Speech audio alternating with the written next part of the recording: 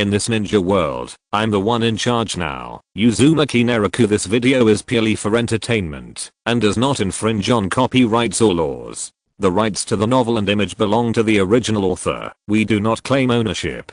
Don't like waiting and want to listen to this fanfic in full now? Subscribe to our Patreon, where you'll find the best fanfics. Chapter 126. A man who has all forbidden arts except water escape. Aha. Not paying attention to Kimimura's changes, Naraku knew that with Shizu's strength, Kimimura could not win now no matter what. In the original work, although Kimimura killed the fourth Kazekage, there were too many other factors involved. Even if Kimimura really had cage level strength at that time, it would only be a few years later. Naraku ignored the fight between the two and focused all his attention on Orochimaru in front of him. Aha. 7 chains attacked him at the same time, and one attack after another made Orochimaru's face gradually become ugly. Although he is reluctant to admit it, at this time, his personal strength alone may indeed be inferior to the Naraku in front of him. Orochimaru had a feeling that, even if he used his strongest ninjutsu, he would not be able to defeat his nephew. Haha, it seems I have no choice but to use that move. Orochimaru sneered in his heart, and then formed a seal with his hands. Earth release, the art of beheading in the heart. The next moment, his body slowly dived into the ground. Naraku frowned slightly at this, and an ominous premonition arose in his heart. Then he quickly formed a seal with his hands. Fire release, dragon fire flame bullet.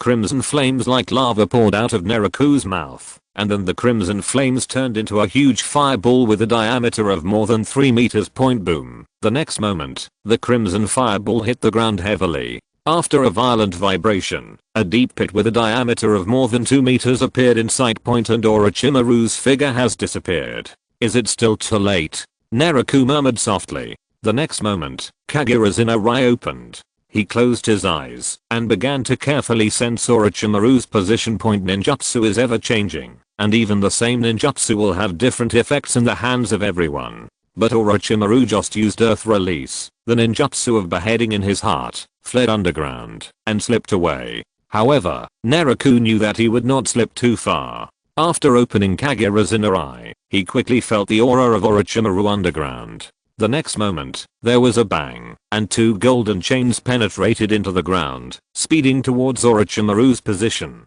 With Naraku's current amount of chakra, there would be no problem if the chain went hundreds of meters underground. Rumble. At this moment, the ground suddenly began to shake violently, and then a wooden coffin emerged from the ground. Reincarnation. From the dirty soil, Naraku's expression became solemn, and the next moment a golden chain was fiercely drawn on the wooden coffin. Click. Sawdust flew up, and the coffin broke directly in the middle. However, the figure inside was not harmed. He has silver hair, wears an iron mask style forehead protector on his face, wears a black tight-fitting combat suit with blue armor on the outside, and a circle of white fluff on his shoulders, which looks like a scarf. The second Hokage, Naraku murmured. The person in front of him was the second generation Hokage of Konoha village, Senjuta Biruma. Here it is.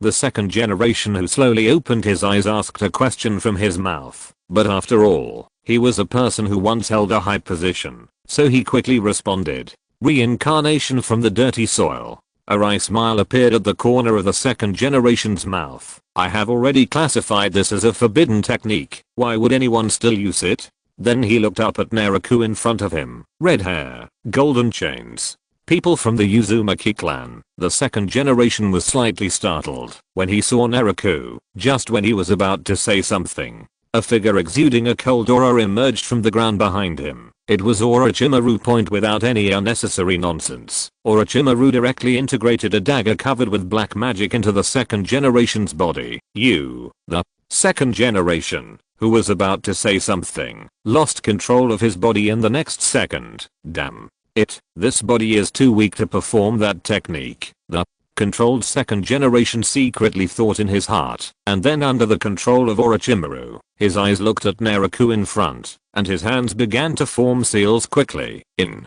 this case, my opponent is the brat of the Uzumaki family, then who is the person controlling me? And on the other side, are those two, or is the Uchiha clan and the Kaguya clan fighting? Many questions flashed through the mind of the second Hokage, but now that he was under control, he naturally could not ask. Water escape. Water rushes into waves. The controlled second generation clasped his hands together and shouted, and then a water spout made of spinning water appeared in front of him. The water spout continued to rotate, while also expanding rapidly, until it was nearly 3 meters high. A large amount of water gushes out from it, and wave-like attacks hit Naraku.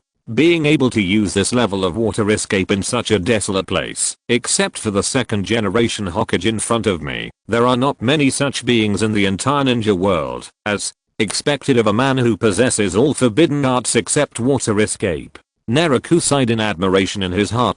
Sure enough, there is no weakest attribute, only the weakest person. Although there is no strong or weak distinction among the 5 attributes, most people think that water escape is the weakest in lethality. However, the second generation in front of him directly overturned this theory. The power of his water escape is even comparable to forbidden arts. Wind escape. Beast wave. Fierce wind palm. Faced with such a large-scale water escape attack, Naraku did not choose to resist forcefully. After quickly forming seals with his hands, he continued to shoot out fierce winds with both hands. After the strong wind emptied the water in front of him, a blue electric arc appeared on Naraku's body, and then his figure sprang forward at great speed. The next moment, he appeared directly next to the second generation holding a kunai point. The kunai in his hand cut through the air and stabbed directly towards the second generation clang. Even though he was controlled, the second generation still reacted quickly. After using his weapon to block Naraku's kunai attack, he quickly formed a seal with one hand. Water escape. Heaven weeps. I saw Erde's mouth open, and then sharp water needles spit out from his mouth. At this time, Naraku was standing in front of him. At such a close distance, even Naraku couldn't react for a moment. Call out, call out, call out. The water needles pierced the air and arrived in front of Naraku in the blink of an eye. The next moment, these sharp water needles landed on Naraku's head without any pause. Boom. The expected splash of blood did not appear. At this time, Naraku turned into a puff of smoke, and behind the second Hokage, a figure appeared. It was Naraku. I saw that he was holding a silver long knife at this time, and a blue electric arc flashed on the blade. The next moment, Naraku exerted force with both hands, and the long knife turned into a silver shadow and struck directly at the second generation. Chapter 127. This fucking talent. Clang. There was a clear sound of metal collision, and Naraku's attack was blocked by the second generation again.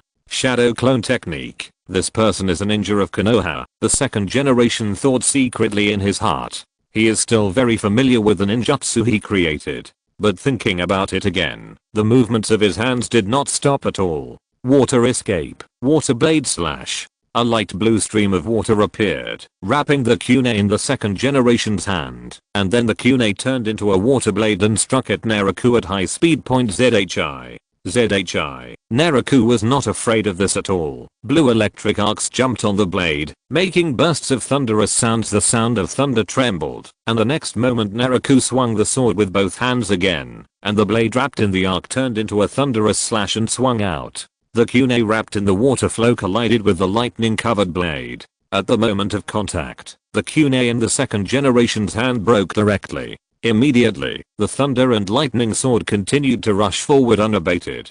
The next moment, the sword light fell on the second generation's chest, and the violent impact directly tore his body to pieces. This is Hatake's sword technique. Is this kid also related to the Hatake family? But kid, this won't work. Sure enough, a second generation of this level cannot stop you. At this moment, Orochimaru's voice came over, and then he stood in front of Naraku holding the Kusanagi sword. At this time, the second generation was standing behind him, standing where Naraku was. He could clearly see something like scraps of paper appearing where the second generation's body was broken, and then his broken body slowly healed. The reincarnation of the dirty earth lives up to its name. It is indeed a powerful forbidden technique. Naraku sighed in his heart. Then his eyes fell on the second generation, and he couldn't help but think to himself, this guy's really a talent. In terms of inventions and creations, even the current Orochimaru cannot compare with the second generation. But the future is uncertain. After all, Orochimaru has mastered the incomplete art of immortality, so his future is still very long. Who knows how far he can go. But at this moment, Naraku had an idea in his mind. If the two top talents, Orochimaru and the second Hokage, are gathered together, will they be able to develop the ninjutsu to deal with Otsutsuki? With this thought in his mind, Naraku's eyes flashed with a glimmer of light, and when he looked at these two people, his eyes changed. Kindness. Ah. You treating me as prey, or are you? Noticing Naraku's eyes, Erde thought to himself, but then he saw Orochimaru's back with the help of his peripheral vision. Sure enough, the age difference is too long. No matter how he looked at it, the second generation felt that he had never seen Orochimaru point. In the end, he gave up. Although he was unwilling to do so, he couldn't do anything because he was controlled. At this time, the second generation felt helpless. In fact, he knew how to escape from the control of the caster. That is, reincarnation of dirty soil, solution. However, he was unable to use this ninjutsu at this time. The main reason was that his current strength was not strong enough. He probably sensed Orochimaru's strength. If his strength could reach 80% of what he was in life, he would be able to break free from his shackles. But it is a pity that his current strength is not even 60% of what he was during his lifetime, and it is impossible to break free from Orochimaru's shackles. Call out, call out, call out. The diamond chain that had been taken back by Naraku was used again by Orochimaru after he joined the battlefield. 6 gold and 1 black, a total of 7 chains rushed towards the two of them at high speed. At the same time, a violent energy was released from Naraku's body. Crack. Crack. Thick blue arcs of electricity surrounded Naraku's body, and a roar of thunder sounded on the field. The next moment, these thunder and lightning slowly surged towards the golden chain behind Naraku. Crackling. Crackling. The roar of thunder and lightning was endless. This trick was something Naraku came up with recently, and it was the first time he tried it today. He still saw the way Kakashi used the chakra of fire and thunder together, and thought of this move. Combining the power of thunder and lightning with the diamond chain can not only increase the speed of the chain, but also give it the characteristics of strong lightning penetration and paralysis. ZHI. ZHI. The 6 golden chains were covered with blue arcs, and the blue and gold lights kept intersecting and flashing. After the increase of thunder and lightning, the diamond chain was instantly strengthened a lot. Even if it faced two shadow-level powerhouses at the same time, it could barely cope with it. But Naraku knew that this was only temporary, and Orochimaru had more than that. And since he can summon the second generation now, as for the first generation, Naraku believes that he can also summon it. After all, in this ninja world, if there is a dead person with the most cells, it must be the first Hokage. His cells are used by many famous ninjas, one of which is Orochimaru in front of him. Danzo's severed arm is still stored in Naraku's scroll. It was Orochimaru's handiwork. Suddenly, the controlled second generation's heart trembled. Although he could not control his body, the perception of his 5 senses was shared. Sharingan. A pair of scarlet eyes appeared in his sight. It was the Sharingan of the 3 Megatama. Looking at the eyes in his sight, Erde felt extremely shocked. Sharingan is not uncommon, and he has even seen the Manger Key and the Eternal Manger Key, but he has never seen one with both Uzumaki and Uchiha bloodlines. In his impression, there was no connection between the Uchiha clan and the Uzumaki clan, and there was no connection between the two clans. At the next moment, the 3 scarlet black Megatama in Naraku's eyes began to rotate rapidly, and a 6-star cluster exuding a noble aura appeared. In Naraku's eyes, you even turned on the kaleidoscope? The second generation secretly thought in his heart, and the next moment, black flames ignited on his body. It was Black Yanlei. At the same time, bright red blood also flowed from Naraku's right eye. Sure enough, we are already close to the limit. These eyes. The increasingly blurred vision let Naraku know that he was now close to the limit. But before that, there are still some things to be done. With a soft murmur in his mouth, Naraku's figure appeared next to the second generation, who was shrouded in black thunder. At the same time, 6 golden chains surrounded by blue thunder and lightning moved quickly, blocking the big snake that wanted to get closer. Clang, clang, Clang, Orochimaru quickly waved the Kusanagi sword in his hand, a hint of eagerness flashing in his pale golden pupils. In fact, Naraku doesn't know that, although he has learned the ninjutsu of reincarnation, he is not proficient in it. Chapter 128, Death is not safe. Today's reincarnation of the Dirty Land is not perfect. Orochimaru, who has just learned it, can only summon one person at the same time, and this person cannot be too strong, otherwise he will break free from his shackles. So this time he only summoned the second generation. He was worried that, if he summoned the first generation, he would not be able to control it. However, Orochimaru has already thought of a solution to this hidden danger, but he has not yet tested it. Naraku here approached the second generation, who was covered by black flames, and took out a scroll from his arms.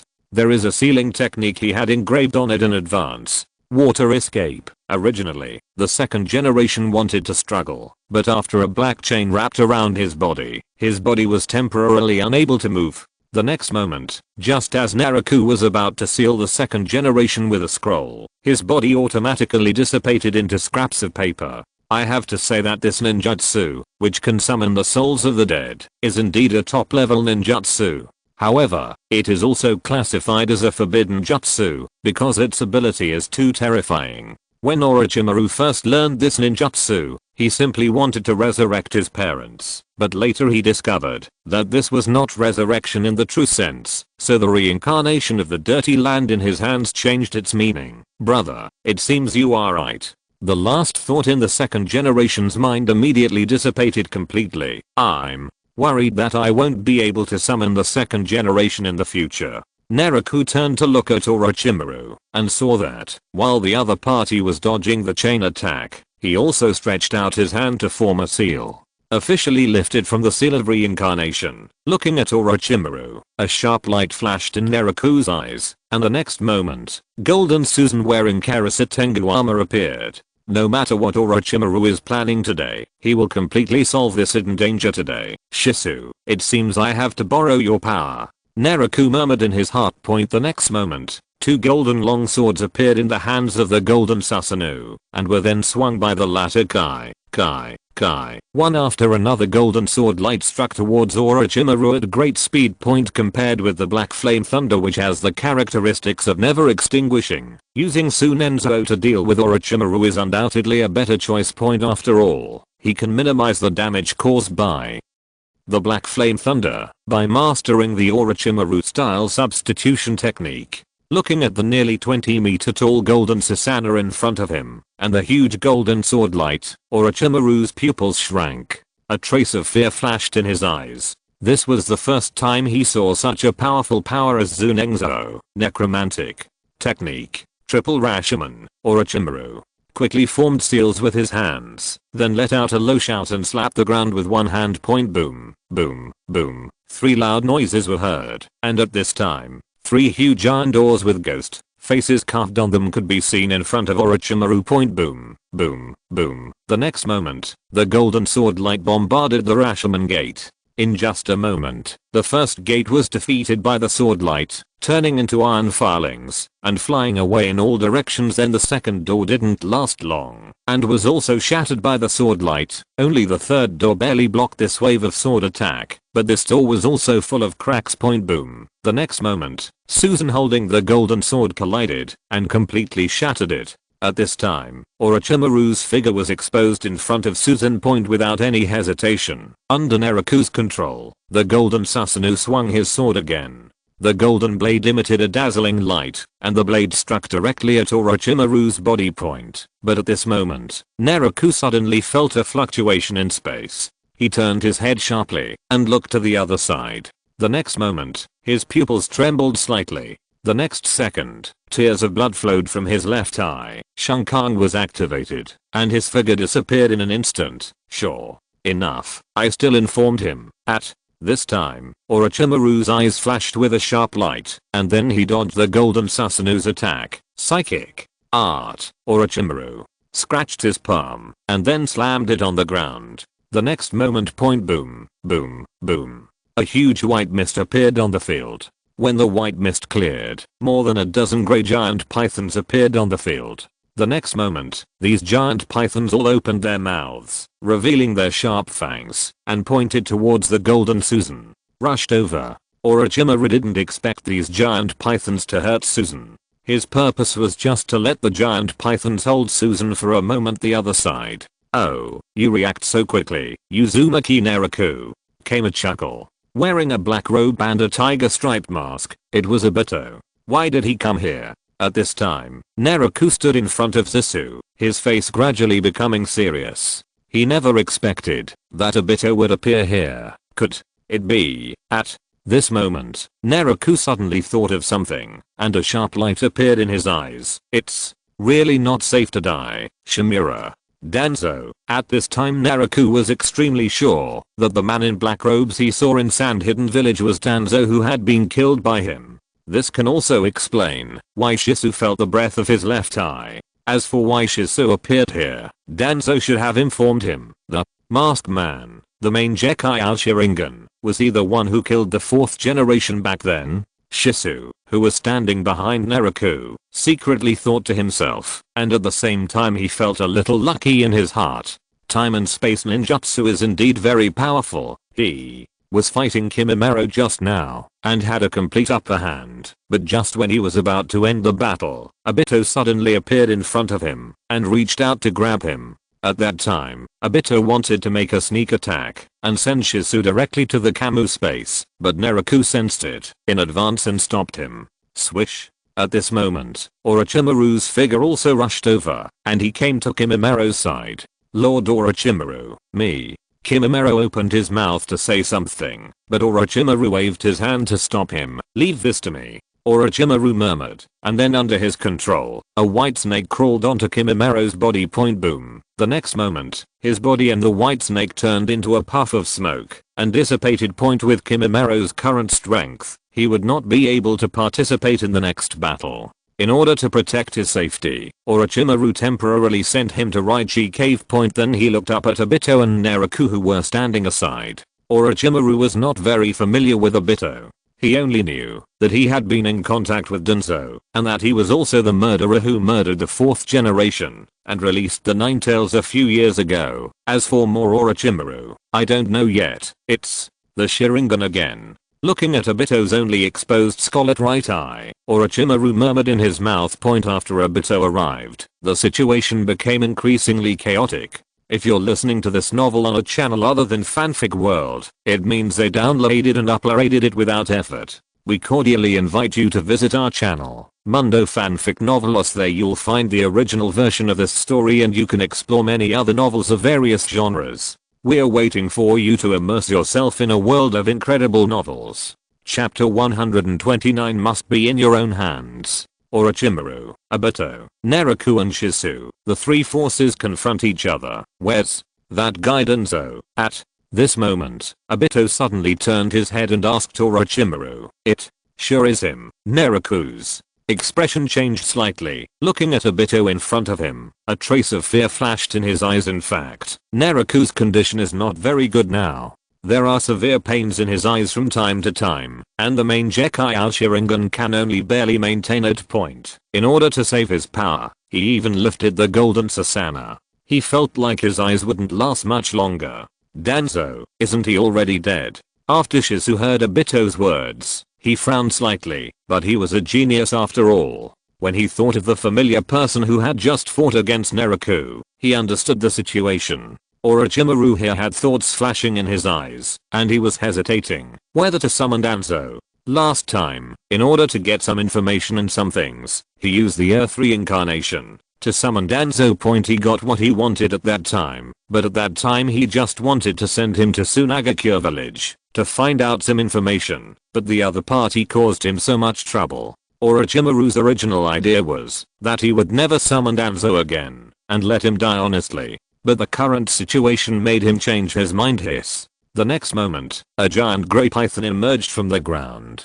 The python seemed to have just eaten, with its belly bulging high. Point. Then under the control of Orochimaru, the python's mouth opened wide, and at the same time, the bulging piece on the python's belly was also squirming, and then a disgusting scene appeared. Point. A figure covered with saliva spat out from the python's mouth. At this time, the man shrank into a ball, as if he was not completely dead, and a weak breath came from his mouth. Thunder arrow. At this moment, Naraku, who saw Orochimaru's intention, took action. He raised his right hand, and dozens of blue thunder arrows condensed in the air. Call out, call out, call out. The next moment, these thunder arrows surged out at extremely high speeds, shooting towards the figure spit out by the giant python in front of them. With Kaguya's inner eye open at this time, he could clearly sense that this man had taken in too much air and was outgoing less. Even if Naraku didn't kill him, he wouldn't be able to survive for long. But if Naraku kills him in advance, Orochimaru, who has lost the sacrifice, will not be able to use the art of reincarnation in a short time. Stop him. At this moment, Orochimaru shouted to Obito beside him, his tone full of urgency. A trace of hesitation flashed under Obito's mask, but then he took a step forward and stood in front of the dying man. Art fire escape ho fireball. Obito opened his mouth and spit out a huge fireball. The hot fireball burned the air, making a crackling sound, and then the fireball collided with the thunder arrow. The art of reincarnation from dirty soil. At this moment, Orochimaru, who had completed the seal, shouted lowly, and the next moment a strange energy merged into the man's body. Then things like confetti surrounded the man, and then slowly condensed into a familiar figure. With short black hair and sound limbs, he was Danzo in his youth. Orochimaru, can't you find a slightly stronger carrier next time? A hoarse voice came out of Danzo's mouth after he regained consciousness. He roughly felt the energy in his body and found that this body could only exert half of his strength. Danzo was a little dissatisfied with this, but when he raised his head and saw the two figures in front of him clearly, he didn't care anymore. Uzumaki Naraku, Uchiha Shisu, haha, long time no see. Danzo said with a sneer. At the peak of his strength during his lifetime, he barely reached the shadow level, which was not enough in front of Naraku. Especially now, Mr. Madara, you are here too. Danzo turned to Obito, who was wearing a mask, and said, maybe it was to please Obito, or maybe he had some intention, but his attitude towards Obito at this time seemed very friendly. It can even be said to be a bit humble. Kindness. Obito nodded slightly, his expression invisible under the mask. The reincarnation of the earth is really a magical ninjutsu.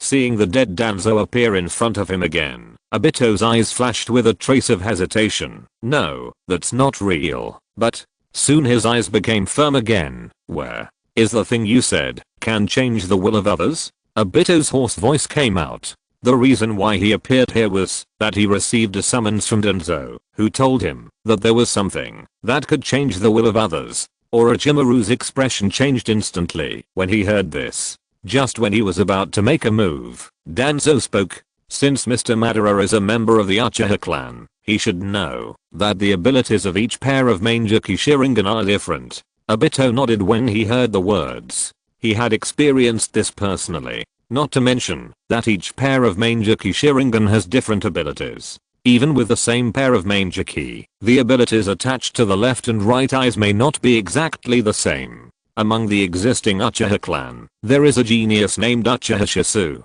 He also opened the Mangekyou Sharingan and gained an ability called Belt the God. As he spoke, Danzo turned his head and his eyes fell on Shisu behind Naraku, with a hint of madness in his eyes. Other gods, isn't it? Obito's scarlet right eye flashed with shock. The Uchiha clan is really full of surprises. Obito thought to himself. Then the space in front of him fluctuated, and then his figure disappeared from the place. Not good. Seeing this scene, Naraku didn't hesitate at all, put his hand on Shisu's shoulder, and was about to use Shankan to take him away from here. But the next moment, a tearing pain came from his left eye. This severe pain caused his movements to slow down a beat. Swish. At this moment, a figure appeared in front of the two of them. It was Obito, who had just disappeared. At this moment, he was seen holding a chain in his hand and throwing it towards Zishu.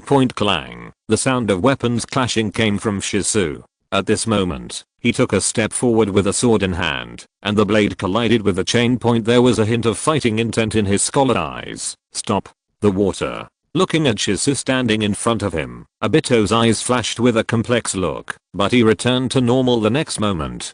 His indifferent right eye looked at Shizu, and a coldness emanated from him. A Jinjutsu that can change the will of others. This ninjutsu will have a great impact on his future plans, so this ninjutsu must be in his own hands. Chapter 130 Reincarnation of the Dirty Soil. Solution.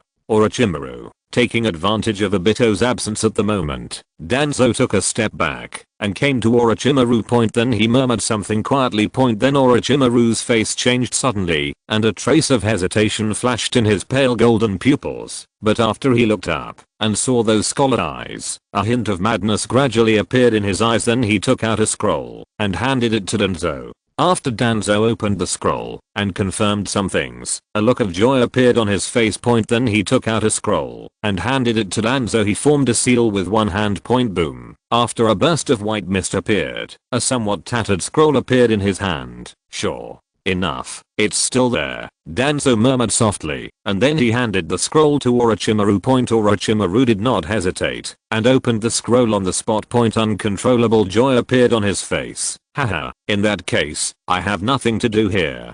Goodbye, elder Danzo. Orochimaru sneered, and then used reverse channeling to leave here. Haha, Naraku, Uzumaki, and Hiruzen, this Konoha will still be mine sooner or later. After Orochimaru left, Danzo murmured in his mouth, and then turned into a ball of white mist with the same bang as him. He also used reverse channeling to leave here. They're all gone. Not far away, Naraku frowned slightly as he watched Orochimaru and Danzo disappear. He had an illusion that these two people would definitely cause something to happen. Especially Danzo, who was killed by him. His obsession with Konoha was so deep that he would never let it go. There is also Orochimaru. After letting him go this time, it will not be so easy to find him next time. Fire escape, storm dance. At this moment, Obito's hoarse voice came, and then a spinning fire tornado blasted towards Shizu. Different from ordinary flames, this constantly rotating flame was also mixed with the power of space, which Zishu did not dare to resist. The power of the eyes exploded, and the three black Magatama quickly rotated. You can see that the Magatama in the right eye disappeared and was replaced by a brand new four-cornered windmill pattern. The three Magatama in his left eye were still spinning rapidly. Is he going to use that ninjutsu? At this moment, Obito's pupils shrank when he noticed Shizu's movements, and then his divine power was activated, and his body instantly became insubstantial. Even he was wary of other gods' ability to change other people's will. Even though his power was stronger than Shizu's, he still didn't dare to relax. Swish. At this moment, Naraku's figure appeared next to Shizu. It could be seen that his scarlet eyes seemed to have lost their former luster and looked a little dim. Yes, Naraku's main Jekai Sharingan has reached its limit, and his eyesight has also declined to the extreme. At this time, he can only see some blurry images in front of him. Next time, Shizu, now is not the time, Naraku said calmly. Then he stretched out his arm and put it on Shizu's shoulders, and the next moment their figures disappeared. Time and space ninjutsu. Haha, Uzumaki Naraku, you are useless. Obito said secretly in his heart. It seems I have to go to Konoha and have a good talk with my pathetic clansmen. And Danzo, you are using me. With this thought in his heart, Obito also left here. On a hillside thousands of meters away, the figures of Naraku and Shizu appeared here. Perhaps because of the extreme consumption of his eye power, Naraku felt a sense of powerlessness coming from his body at this time. Then the light in his eyes was about to disappear completely. This time, it's really going to be ruined, Naraku murmured softly, and then left here with Shizu. Inside Langdi Cave, Orochimaru, do you think this is your home? First you sent that brat from the Kaguya clan here, and now you've come here yourself. A huge python with a purple body opened its mouth and roared. Faced with Wonshi's questioning, Orochimaru didn't say anything. He just stretched out a finger and said, 100 sacrifices. Wonshi was stunned for a moment when he heard this, and then his huge body slowly curled up. Humph. Orochimaru, don't forget the rules of the psychic world. People who have not signed a psychic contract are not allowed to be brought in, and you cannot enter or leave Ryuji Cave at will unless you receive a summons. Wonshi's slightly warning voice came. If you let that guy know that you broke the rules like this, things will get very troublesome. Orochimaru's pupils shrank when he heard this, and he was obviously very afraid of the guy Wansh was talking about. Then he no longer hesitated and left with Kimimaro, Valley of Dreams. This is where Danzo's psychic beast, the Dream Taper, lives. The Dream Taper clan has a sparse population and is a psychic contract passed down from the ancestors of Shimura Ichimura. Danzo is here now, and he is looking at the scroll in his hand without blinking. After a long time, he closed the scroll, and there was a hint of shock in the eyes of the reincarnation of the dirty earth. Teacher, your technique is really powerful. With a soft murmur in his mouth, he began to quickly form seals with his hands, and the next moment a hoarse voice came from his mouth. The art of reincarnation from dirty soil, solved. This was exactly what was recorded on the scroll that Orochimaru had just given him.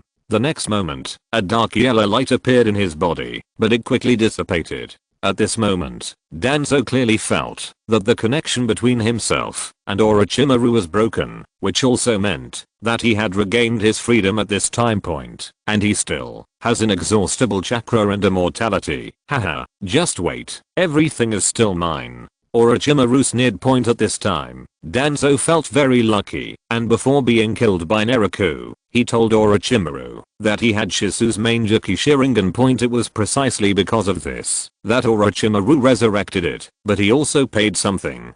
Shisu's left eye was now on Orochimaru's hand. However, Danzo doesn't care so much about this. He and Orochimaru pursue different directions, so the two of them will not be on opposite sides in a short period of time. The next thing is these two things. Danzo performs the seal with one hand. Boom, boom. Two white mist appeared, and then two scrolls, one large and one small, appeared in his hand. In Danzo's line of sight, he could clearly see that the words 1 and 9 were written on the two scrolls. Haha, the game is about to begin. Boom. At this moment, a cloud of white mist suddenly appeared in front of him, and then a breeze blew by, and a young figure appeared in his sight. Chapter 131 Eyes, Useless. Konoha Hospital. Tsunade, wearing a white coat, put the tools in her hands on the table. At this time, there was a wrinkle on that beautiful face. Tsunade frowned. Although her medical skills are known as the best in the ninja world, she is helpless with Naraku's current vision, which is about to go blind. You can't even help me, sister? Kushina, who had red hair on the side, said sadly, with a hint of sadness in her tone. It's okay, sister. It's just the result of too much pupil energy consumption. I'm not really blind. Even if these eyes are really useless, I still have Kaguya's mind. Don't worry, sister, Naraku said with a smile, as if he really didn't care about his eyes. Kushina naturally didn't believe this. She also had Kaguya's inner eye, but it could only sense energy fluctuations, and could not be used as normal eyes. It seems that I can only transplant my eyes to you first. Kushina's words shocked Naraku. He had never thought about transplanting anyone else's eyes, let alone Kushina's. Just when he was about to say something, Tsunade's voice reached his ears. What kind of transplant? Do you really want him to become blind? Tsunade glared at Kushina with wide eyes. Kushina didn't seem to give up yet and wanted to continue saying something. Okay, I will find a solution for Naraku's eye problem, so don't worry about it, Tsunade said, waving her hand. Can it really be recovered? A trace of doubt flashed in Kushina's eyes. Kushina has lived with Uzumaki Mito since she was a child. He is very aware of many secret things in Konoha village, and the Uchiha clan is no exception. She is also very clear about the disadvantages of the Mangekyou Sharingan. There is only one solution to this problem, and that is to transplant the Mangekyou Sharingan from a loved one. When two pairs of Mangekyou Sharingan are combined together, they will become a pair of eternal Mangekyou Sharingan with eternal power. But where did Naraku, who was an orphan, get his closest relatives? Even if he had them, it would be impossible for him to possess the Mangekyou Sharingan. A trace of sadness flashed between her eyebrows. Looking at Naraku lying on the hospital bed with white gauze wrapped around her eyes, a trace of distress flashed in Kushina's eyes, but she was soon suppressed. In the end, Kushina was persuaded by Tsunade and gave up the idea of transplanting eyes, and Naraku also briefly ushered in his leisure time. 1 month later, Konoha Village number 1 training ground. Boom, boom. Two figures, one large and one small, collided with each other. It was Naraku and Naruto. Point boom. Naruto, you are not strong enough, but if you do this, you will be defeated by Sasuke. Naraku, who caught Naruto's attack with one hand, smiled and said. Naraku looked a little strange at this time. A piece of black cloth covered his eyes, causing them to temporarily lose their light. But even with his eyes closed, he was able to block all of Naruto's attacks. Humph. After hearing Naraku's words, Naruto snorted unconvinced. If Sasuke hadn't learned a new ninjutsu, I would never have lost to him. This Brother Bay can testify, right? Brother Bay. Naruto turned his head and looked aside. There was a thin figure with long black hair and a face that looked even more beautiful than a woman's. It was Bay. Yes, we Naruto are the best, Byakuya said with a smile. But Sasuke is not weak either. So we Naruto have to keep working hard. Shiro's words of half attack and half encouragement rekindled Naruto's fighting spirit. Yozi, come on. Naruto, who was full of fighting spirit, shouted, then looked up at Naraku. I have to be serious, uncle. You have to be careful. It is good. Naraku smiled and nodded. With Kaguya's heart eye open, he could clearly sense the energy fluctuations in Naruto's body. At the same time, he relied on this energy fluctuation to confirm his position and offensive. Konoha tornado. Perhaps he was worried that Naraku wouldn't notice his attack, so Naruto yelled before attacking. His young body suddenly raised his right leg and then quickly pulled it towards Naraku. However, because the height difference between the two was too big, Naruto could only kick his calf now.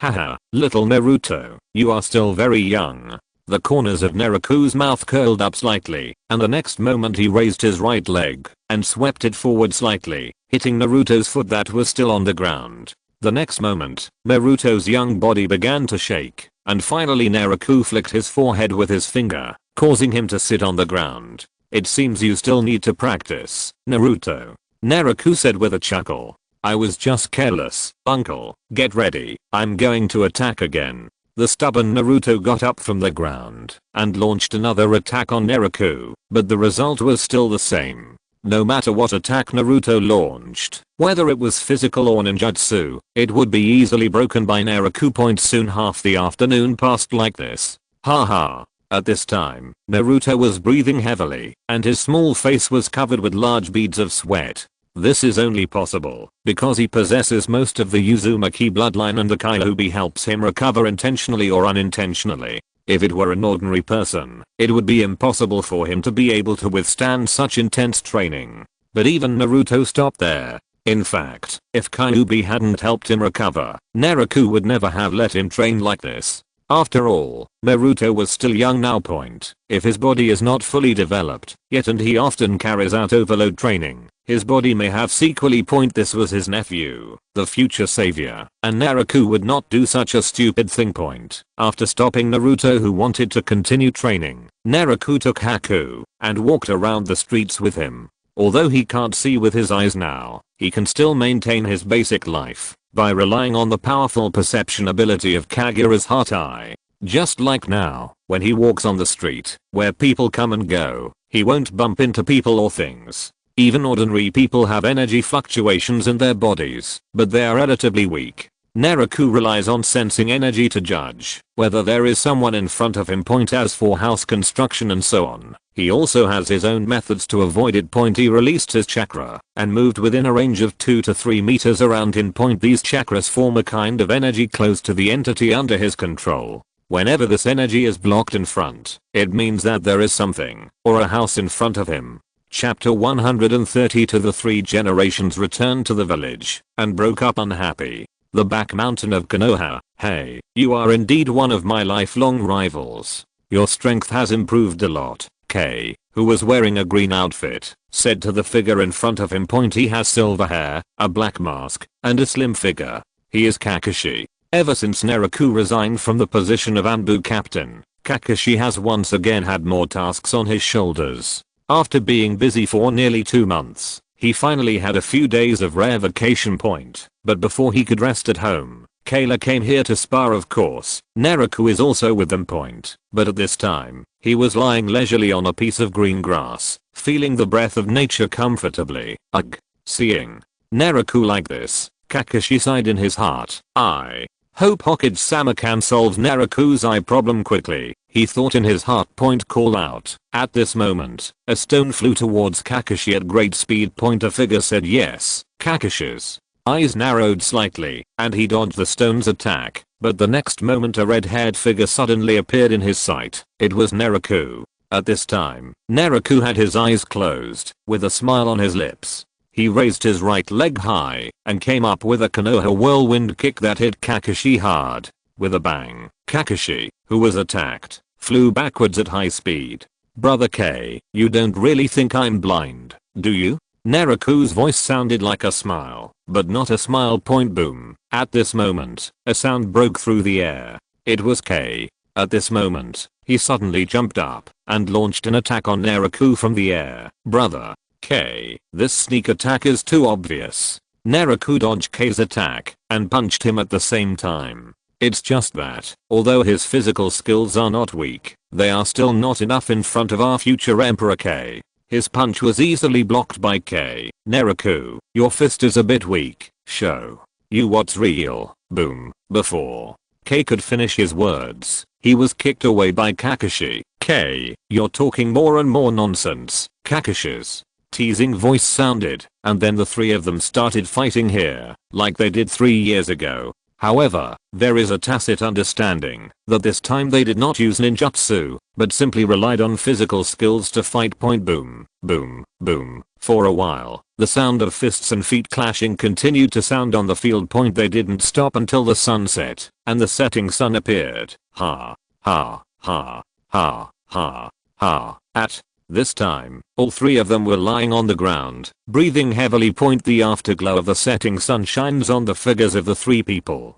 The scene at this moment is very beautiful. 3 days later, Kakashi, dressed in Anbu uniform, set off on a mission again. This time, he was accompanied by another person, Uchiha Itachi. Konoha seems to be calm during this period, but secretly there are constant waves. Although Tsunagakure village has signed an alliance treaty with Konoha again, the small actions behind it have never stopped. The border of the fire country has been very unstable recently. Not only people often disappear, but also passing goods often disappear. This has greatly affected the reputation of the fire country. The daimyo even sent a direct message to Tsunade a few days ago, asking her to resolve these troubles as soon as possible. As for the daimyo, although Tsunade doesn't abandon him very much, the riots on the border of the land of fire still need to be put down as soon as possible. Originally, Tsunade assigned an Anbu team leader to go over for this matter, but the other party not only failed to complete the task, but also disappeared.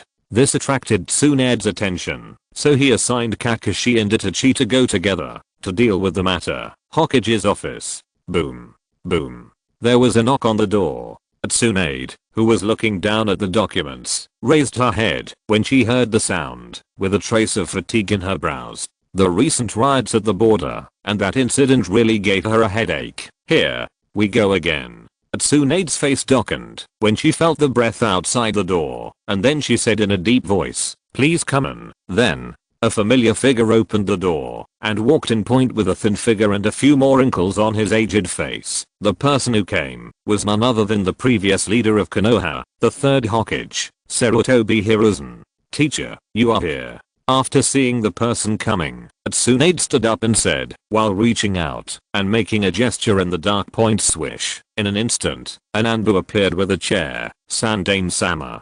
The man first greeted the third generation, then placed the chair behind the third generation, and then he became invisible again. Tsunade looked at the unfamiliar yet familiar teacher in front of her, with a confused look in her eyes. After the third generation passed the position of Hokage to Tsunade, he left the village and did not return for several years. He did not return to the village until shortly after Kakashi and the others returned from Tsunagakure. But as soon as he came back, he caused trouble for Tsunade. Fudame, the third generation sitting on the stool, spoke in a deep voice. His hoarse voice seemed to be without any emotion. The position of elder is a position established by the first generation of adults when they establish the village. The purpose is to better manage the village together with Shadow. Every elder is someone who contributes to the village. It would be a bit inhumane for you to directly remove them now, Sandai said slowly. Sure enough, you should still talk about these things. Tsunade felt a little disappointed.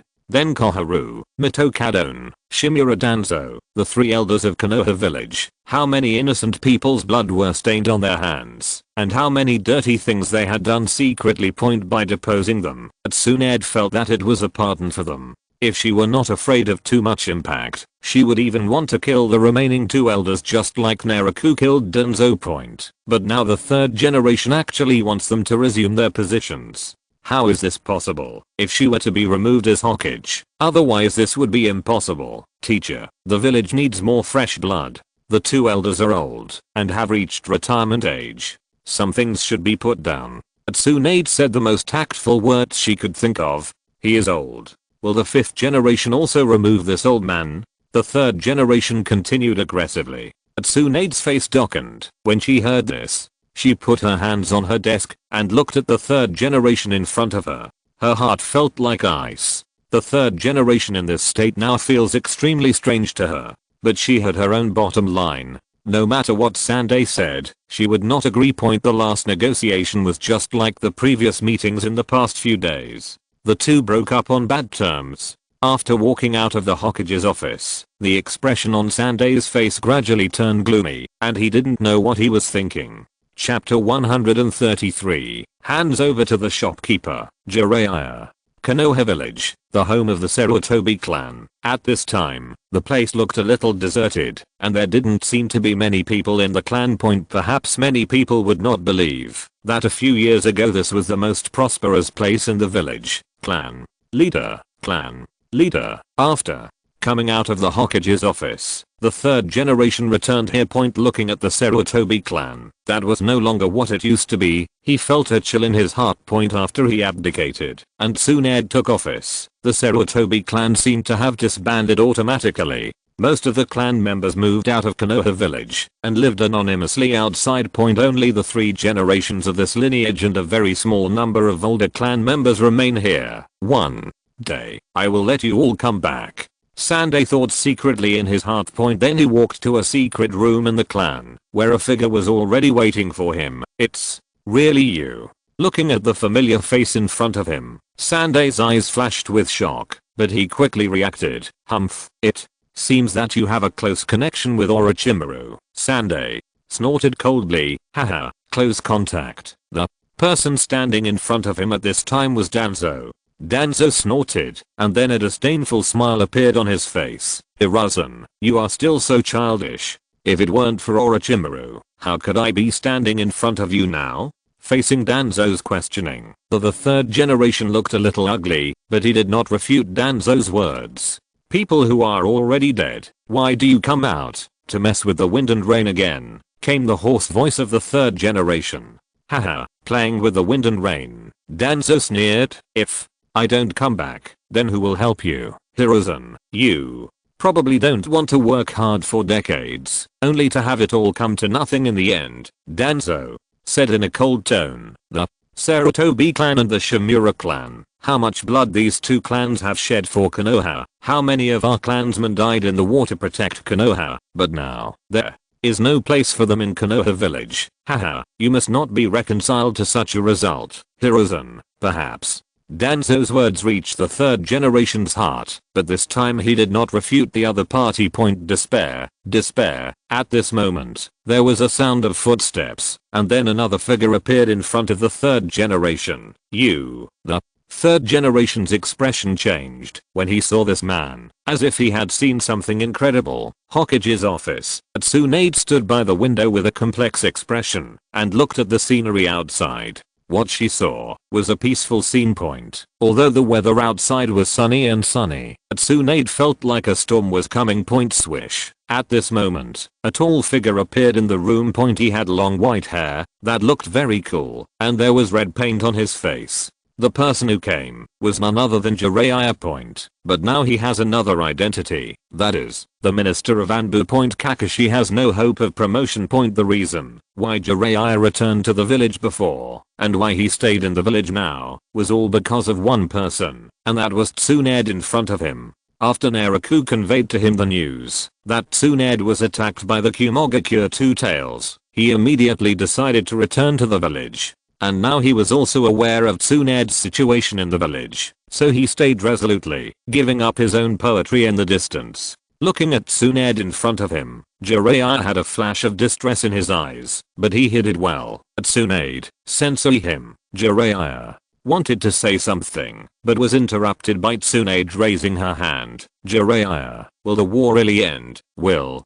peace come? At this moment, Tsunade's eyes flashed with confusion. At this moment, she had some doubts about whether her idea was correct and whether she could bring true peace to the ninja world. Will do the war will end and peace will come. At this moment, Jiraiya's firm tone came. Really? Seeing Jiraiya's face full of determination, Tsunade's initially flustered heart instantly calmed down. Then, let's work hard together, Jiraiya, she secretly thought in her heart. Point boom. Boom. At this moment, there was a knock on the door outside the office. After hearing the sound, Tsunade and Jiraiya looked at each other, and the latter disappeared in a flashpoint according to the normal process. Jiraiya, as the head of the Anbu, should be very busy. After all, he is responsible for the task allocation of the entire Anbu, and is also responsible for the safety of Tsunade, the Hokage. But who is Jiraiya? How could he adapt to the murderous Anbu with his innocent character?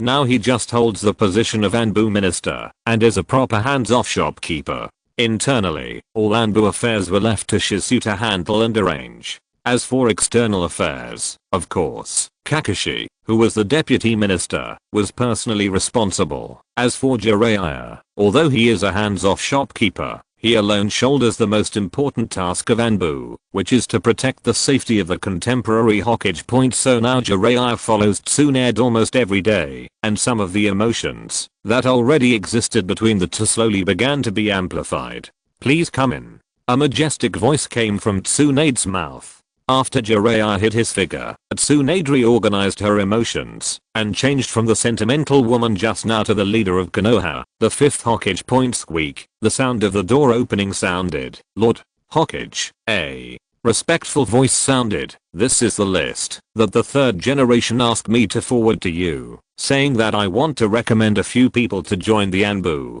Tsunade's face changed slightly when she heard this, and what she wanted to say finally turned into a weak sigh. Okay, I know. You go down. Yes. After the man put the list on the table, he turned and left. Nakakota, Asado Yu, Sarutobi Ichimari. Tsunade's eyes stayed on the last person on the list, and he didn't know what he was thinking with his brows slightly furrowed.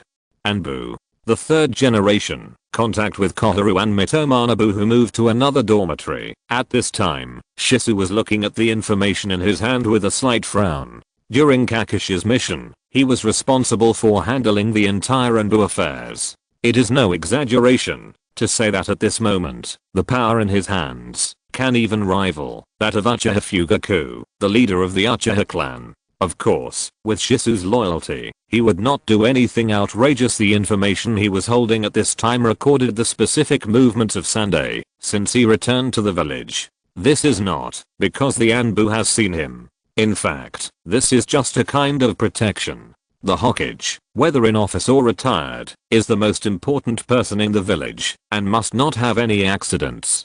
Just like Tsunade, her personal whereabouts are also monitored by Anbu around the clock. Chapter 134. Just like brother Minato is a lot like you one. Sandane-sama, you, although he sent people to monitor Sanday's whereabouts just for protection, he saw something different from it. I hope the village can be stable for a few years. Now, Shizu has more contact than before, but it is precisely because of the more contact that he realizes how naive his previous thoughts were. Before, there was a game between the Uchiha clan and the third generation, Danzo and the others, but now a new game has appeared again. And has the Uchiha clan's problem really been completely solved? Thinking of this, Shizu had a headache. Then he raised his head and said, to be honest, I'm a little envious of you now, Naraku. At this time, Naraku was sitting on a table in front of him with his eyes closed and yawning. Envy me, Naraku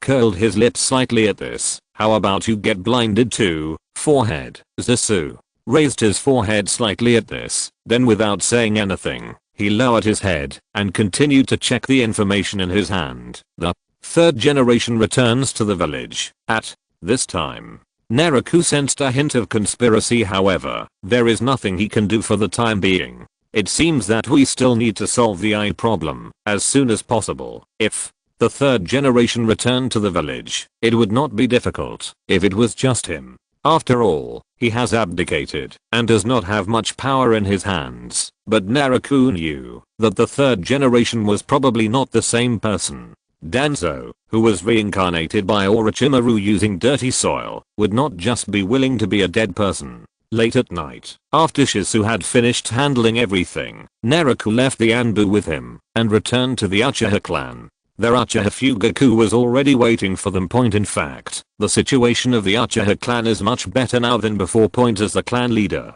Fugaku has won the trust of the current Hokage, Tsunade, and Shizu also has a lot of power. This kind of scene cannot happen when the third generation and the others are in office. At this time, Fugaku felt happy in his heart, and at the same time, admired the blindfolded young man in front of him. It is no exaggeration to say that, if Naraku hadn't changed the structure of the village, the Uchiha clan would probably have come to an end. The reason why he asked Shizu to invite him here today was mainly to discuss the matter of the third generation returning to the village and to give him a gift. The land of the Uchiha clan, Fugaku's home, in a slightly secluded house. Naraku and Fugaku sat across from each other at a table. After a long time, Naraku got up and left, but when he left, there was an extra box in his hand.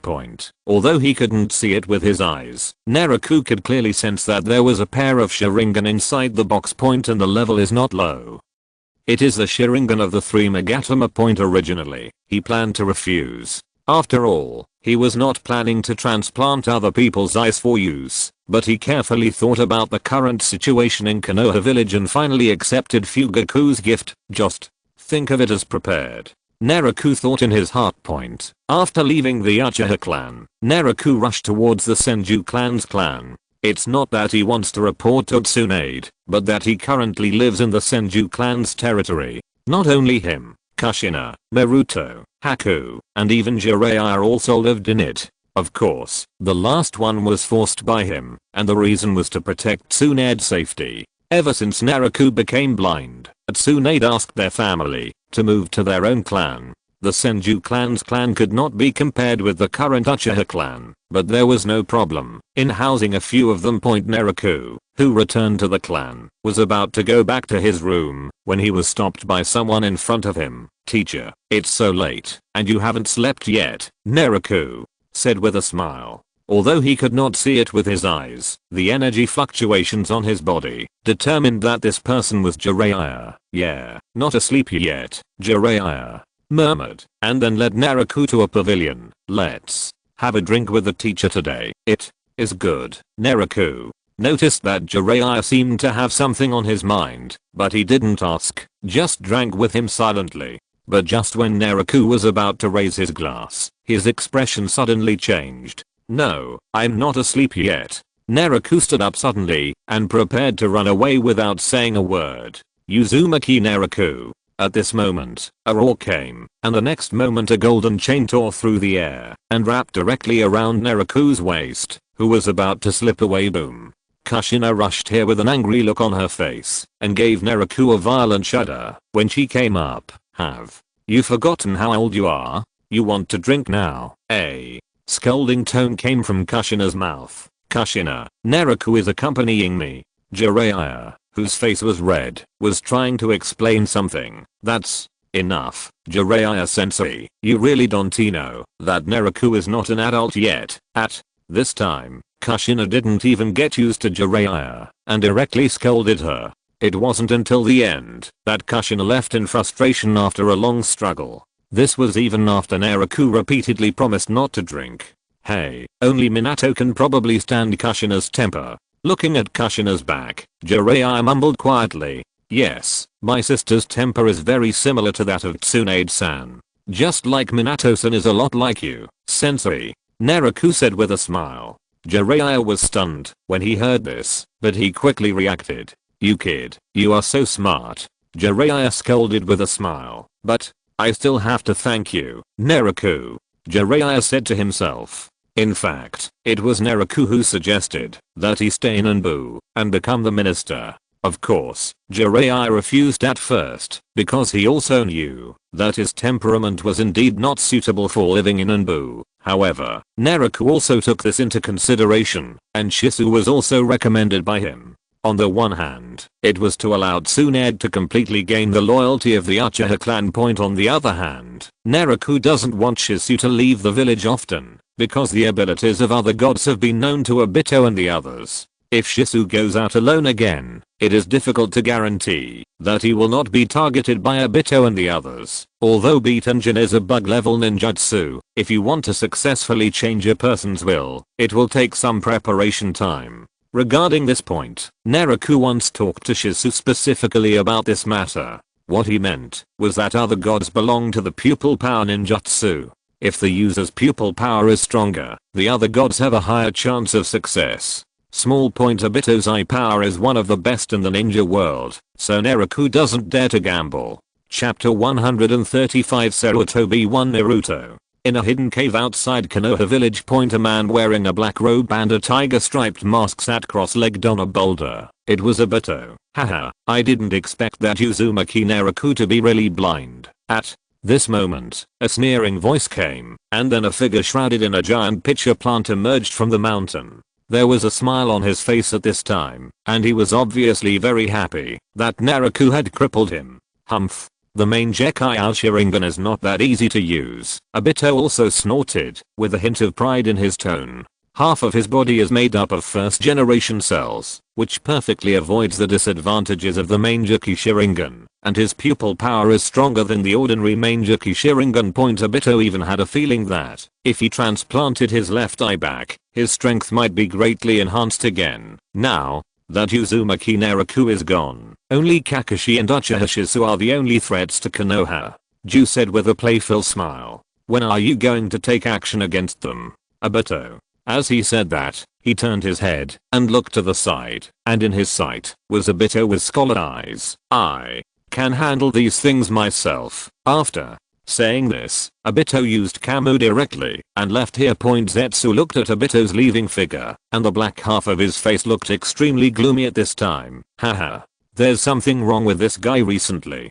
Beiju, who occupied half of his body, said. I wonder if this will affect Madara-sama's plan if this continues. Madara's plan? Haha. Black Zetsu sneered in his heart. After 1,000 years of planning, no one can stop me this time. I will definitely resurrect you, mother. Konoha village. Shisu, who was dealing with affairs in the Anbu, received a message from Tsunade asking him to go to the Hokage's office. Ziju did not hesitate and set out immediately. After receiving the message, the Anbu base was not far from the Hokage's office, so Shisu rushed over quickly. Hokage-sama. In the office, Shisu knelt down on one knee and said in a very respectful manner, kindness. Tsunade nodded lightly, motioned for Shisu to stand up, and then said in a deep voice, there will be a new person joining the Anbu later. You can take him away and make arrangements. Yes. Shisu nodded. It was just to lead new people. When he was the captain, this was what he did most. But as soon as he thought about it, he realized something was wrong. Now he was basically equivalent to half of the Anbu minister's position, but bringing in new people was usually done by Anbu team leader level figures. Could this be him? As if he thought of something, Zisu's expression changed slightly. Just then a figure walked in from outside the door. My Lord Gode, Sarutobi Ichimoi is here to report to you. This man also knelt on one knee and said respectfully to Tsunade, Sarutobi Yiming. Zisu raised his head and looked at the figure. He looked a little thin, and his young face looked like he was about 20 years old. But his appearance made Zisu tremble violently. Like, very similar. This person looks like he is 3 generations younger than him. Sure enough, the rumors are true. Tsunade murmured in her heart. In fact, he felt something was wrong when he saw the name Sarutobi Ikume. Now that she saw this all too familiar face, she was convinced of what she was thinking. The union of Sarutobi and Chimera. Haha, teacher, it seems you also want to disturb Fengyu, Tsunade said secretly in her heart. Then he let Shisu lead Sarutobi Kazuaki away. Looking at Sarutobi Yiming's back, Tsunade suddenly felt a familiar aura on him. These people really think that I have nothing to offer. Shimura, Danzo, or Orochimaru, you really gave us a great gift. After Naraku learned about the third generation's return to the village, he told Tsunade about Danzo's resurrection. And now Tsunade is extremely convinced that Danzo has definitely united with the third generation. Outside the Hokage's office, Zissou was about to leave here with Sarutobi Yiming, but when he looked up, he saw several familiar figures. It was Naraku with red hair and black gauze covering his eyes. At the same time, there were two little guys in his hands. The one with golden hair was Naruto, and the other person, Shisu, was equally familiar. Even without looking at the familiar clan emblem, he could tell it was Sasuke just from the arrogant expression. It's really leisurely, Zissou whispered in his heart, and then disappeared here in a flash. As for Sarutobi Yiming behind him, he followed him without hesitation. But they may not have noticed that after they left, Naraku's brows wrinkled slightly. The aura on that person? Naraku just happened to pass by here, and he didn't know the identity of Sarutobi Yiming. Never mind. Naraku shook his head slightly and gave up the idea of going forward to check. What he thought was that since the man was following Zissou must know his identity and he could just ask him then. Then he continued to take Naruto and Sasuke shopping. Originally, he was having a sweet dream at home, but who knew that Kushina assigned him a difficult task. She handed over the two children Naruto and Sasuke to him. And she herself went to the hot springs with Mikoto, and Naraku felt very helpless about this. Late at night, in a secret room in the Sarutobi clan, you were actually assigned to Tenzo's subordinates. Danzo's cold and ruthless voice came out. Yes, Sarutobi Yiming in front of him silently respectfully points Sarutobi Yiming, although his surname is Sarutobi, was raised by Danzo since he was a child, and he rarely sees life in Konoha, and is usually placed in the psychic world by Danzo. As for why his last name was Sarutobi, you might have to ask the third generation about this. As for the present, Sarutobi Kazuma's identity is the grandson of his third generation second uncle, and he can be regarded as his junior. Looking at Sarutobi Yiming in front of him, Danzo's eyes flashed with a hint of relief and a hint of happiness. What pleased him was Sarutobi Yiming's loyalty to him, and his growth rate. Today's Sarutobi Yiming is only 20 years old, but his strength has reached the level of elite Jounin, and he will become a shadow level powerhouse one step forward. Although this kind of talent cannot be compared with geniuses like Kakashi and Naraku, it is already far ahead of others. What's more, Danzo already had a plan in his mind at this time. He wanted to train Sarutobi Kazuma into the best genius, a genius who could surpass Naraku Uzumaki. As for being lucky, he was lucky that Orochimaru resurrected him, otherwise Sarutobi Ikemui might have been trapped in the psychic world forever. If you're listening to this novel on a channel other than Fanfic World, it means they downloaded and uploaded it without effort. We cordially invite you to visit our channel, Mundo Fanfic Novelos. There you'll find the original version of this story and you can explore many other novels of various genres. We're waiting for you to immerse yourself in a world of incredible novels. Chapter 136. I will bear this burden first. Danzo was hiding in the dark, and the two of them joined forces and started various small actions in Konoha village. First, they sent people to break into the Enbu. At the same time, there were some words praising Sandai in the village, saying how much he had contributed to the village, and how much he had sacrificed for the village.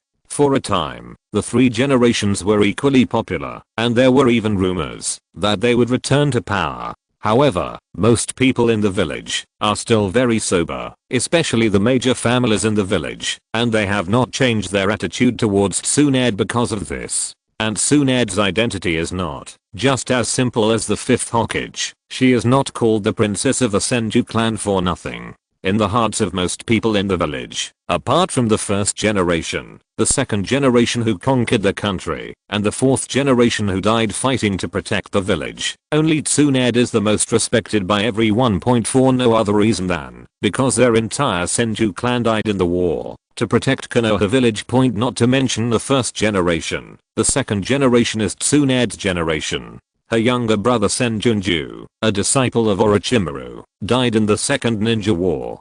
Tsunade herself has also experienced countless wars, and her contribution to Konoha is no less than that of the third generation. When Tsunade herself faced these rumors, she didn't care at all. She chose to be a bystander to the series of small actions of the three generations and others, letting them stir up the storm, while she stayed in the storm and watched the bottomless lake in Konoha village. Tsunade ignored them because she had her own ideas. All conspiracies and machinations are not enough in the face of absolute power. Naraku, I will bear this burden first, but you must grow up as soon as possible. Tsunade in the Hokage's office murmured softly, then lowered her head to check the scroll in her hand. It records the results and process of the Anbu's recent mission. Under normal circumstances, Tsunade would just take a look at this job, because all the information was compiled by Shizu and the others. If there were any problems, Shizu would report it directly to him. But this time, Tsunade discovered something unusual.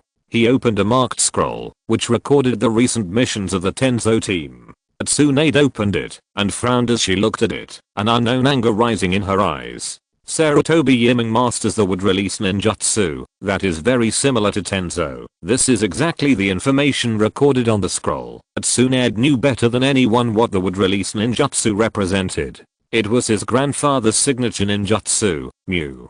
Done, teacher, since you have already achieved this step, don't blame me. Tsunade secretly thought in her heart, and then her eyes became firm again. 1 month later, the border of the Fire Country. This is a continuous mountain range, where the Kingdom of Fire and the Kingdom of Water border. After the mountains, one step forward is a vast ocean point. There is a place called Zao village in this mountain range. Kakashi and Itachi came here.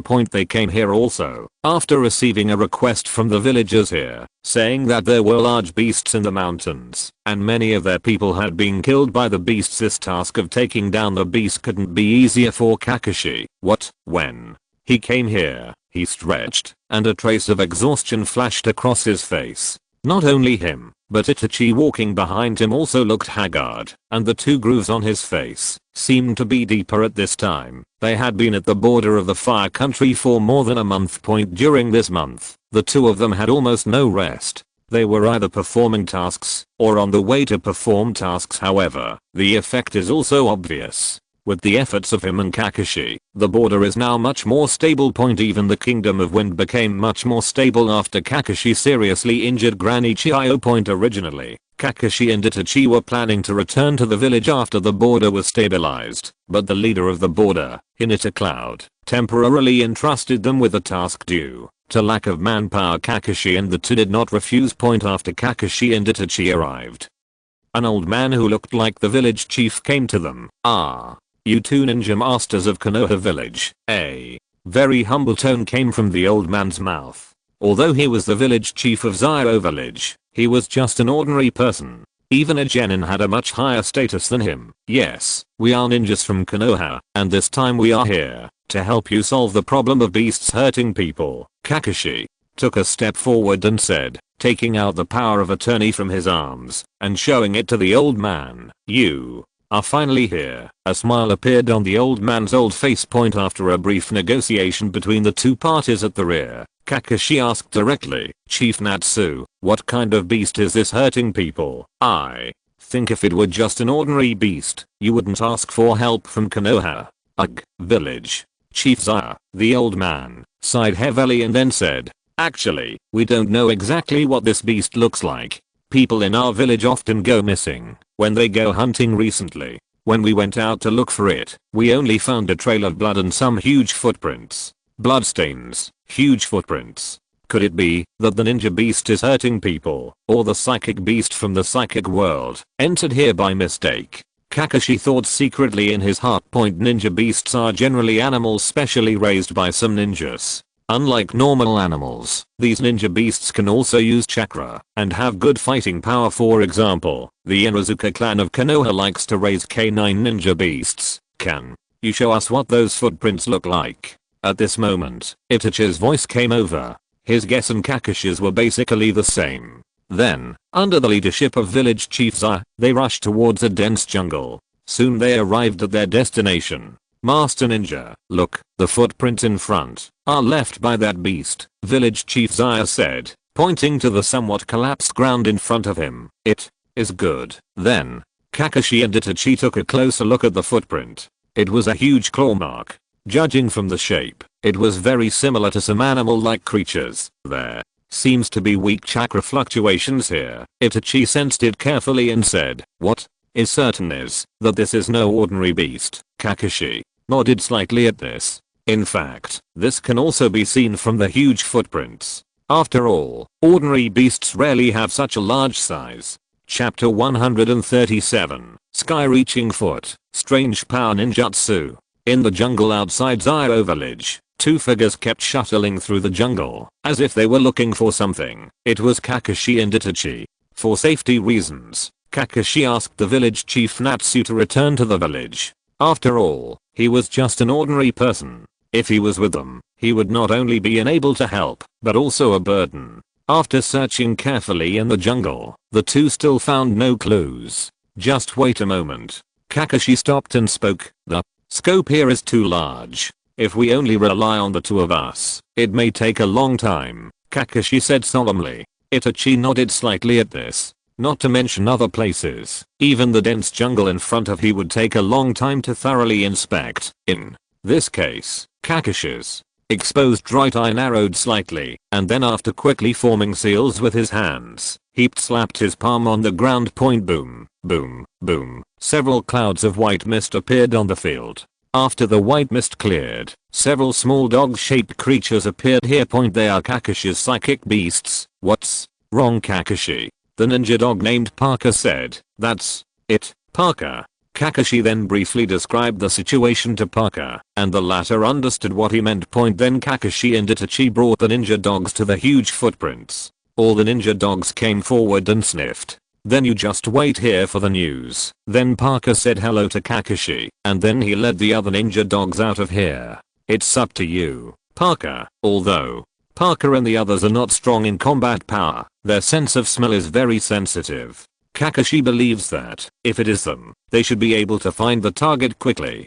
Konoha Village, the home of the Senju clan. As the most wealthy family in Konoha, the Senju clan has declined, but their clan area is also not small, and they have a special training ground within their clan. At this time, there were two figures in the training ground. The long pale blonde hair, fair face, and pear-shaped figure looked very attractive. It was Tsunade. But because it's daytime now, as Hokage, she has a lot of things to deal with, so what's here now is just a shadow. Clone. The person standing in front of him at this time was Naraku. "Feel carefully with your Kaguya eyes." At this moment, Tsunade said with a serious look on her face, and then light blue chakra emerged on her body, and then slowly moved on a special trajectory. In the ninja world, there are all kinds of ninjutsu and taijutsu, but no matter what kind of ninjutsu or taijutsu, they all have the same irreplaceable thing in common. That is, chakra is needed to release ninjutsu. So it can be understood that no matter what kind of ninjutsu, it is just a form of chakra release. Therefore, as long as Naraku understands the trajectory of Tsunade's chakra, he can learn her ninjutsu. This is not difficult for him with Kaguya's inner eye. At this time, he could clearly feel Tsunade's huge amount of chakra and his special chakra trajectory. Under Tsunade's control, the chakra emerging from her body slowly condensed on her right foot. The next moment, Tsunade raised her right foot and stepped down fiercely.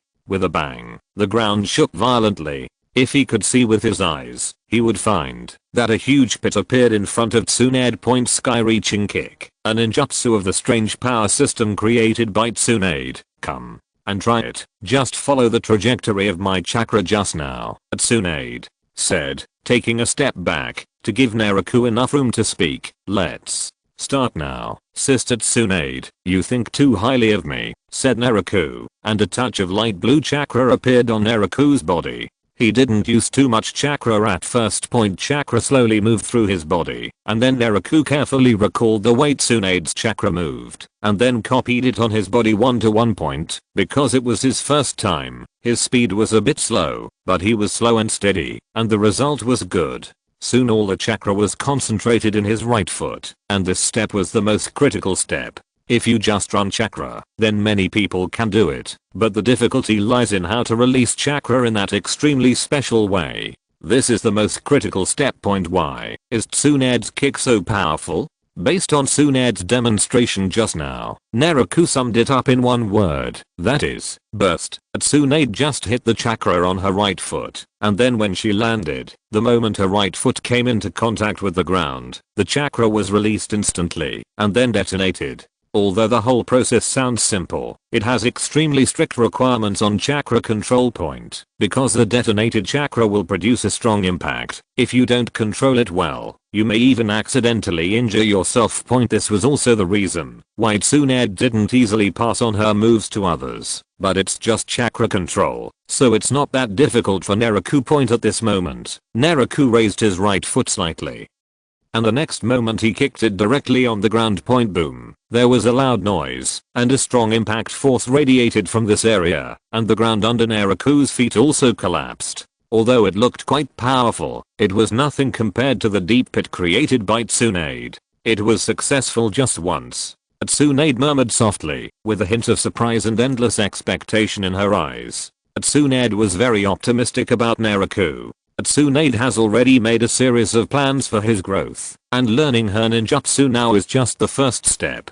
Her goal is to train Naraku to be a person who can change the structure of the ninja world in the future. In Jiraiya's words, he is a child of prophecy. Okay, the basic way of exerting force and the trajectory of chakra is roughly like this, Tsunade said. Although Tsunade was very pleased, Tsunade did not show it. At this time, she still looked calm, as if Naraku's performance was ordinary. Next, your target will continue to become familiar with the trajectory of chakra, as well as the special power generating techniques, so that your body can use such tricks in an instant. Naraku nodded when he heard this. Although he had successfully used this move just once, he did not feel proud. He believed that, if it was Shizu or Kakashi, they would be able to master this move easily. It's not difficult to master, the hard part is how to apply it in actual combat. Chapter 138 The person who dispels the darkness of Kirigakure in the future. Boom, boom, boom. There were constant loud noises in the Thousand Hands clan's territory, and at the same time, deep pits appeared in the training ground.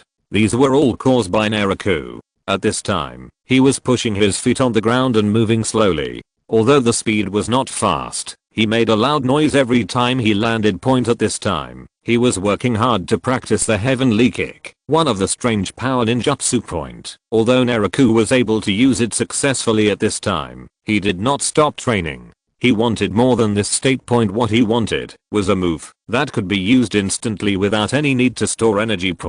And it's not just his feet. He wants every organ in his body to release this power. However, Naraku also knows that this cannot be done in a hurry. It requires long-term training and stronger physical fitness. His whole body can release powerful strange power. What kind of fighting power will he have at that time? I wonder if I can fight against several Kamen. Naraku thought in his heart. On the border of the fire country, Zio village. It's right here, Kakashi murmured in his mouth as he was walking quickly. Itachi also followed behind him. Yes, Kakashi, this is a big guy. You have to be careful later. Parker, who was lying on Kakashi's shoulder, said, okay, thank you, Parker. With our relationship, you don't have to be so polite, Parker murmured. With the joint efforts of 8 ninja dogs, they quickly found the traces of the beast. They found many footprints of the beast outside a huge cave. From this, they inferred that the beast was hiding in the cave.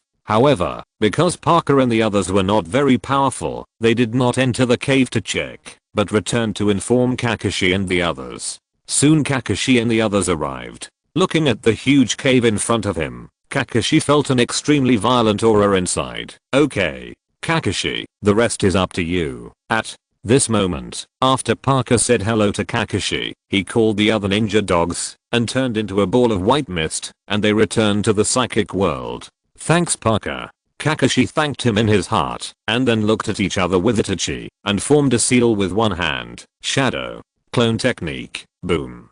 Boom. 2 clouds of white mist instantly appeared on the field, and then 2 figures appeared on the field, which were the shadow clones of Naraku and Itachi. Then the 2 shadow clones slowly sneaked into the cave, the entrance to Zio village. 2 figures dressed as ninjas came here. They were a middle-aged ninja and a young girl. The girl has long brown hair and a look of determination on her childish-looking face. King, are you telling the truth? Is there really a powerful ninja beast here? She turned to look at the man wearing a black eye patch and said, yes, Terumi Medi-sama, that ninja beast is a tiger-shaped ninja beast secretly raised by the Kaguya clan. It is not only huge in size, but also very powerful. It's just that after the Kaguya clan was exterminated by Yagura and the others, this ninja beast disappeared. It wasn't until some time ago that news came that the tiger beast had been active in this area.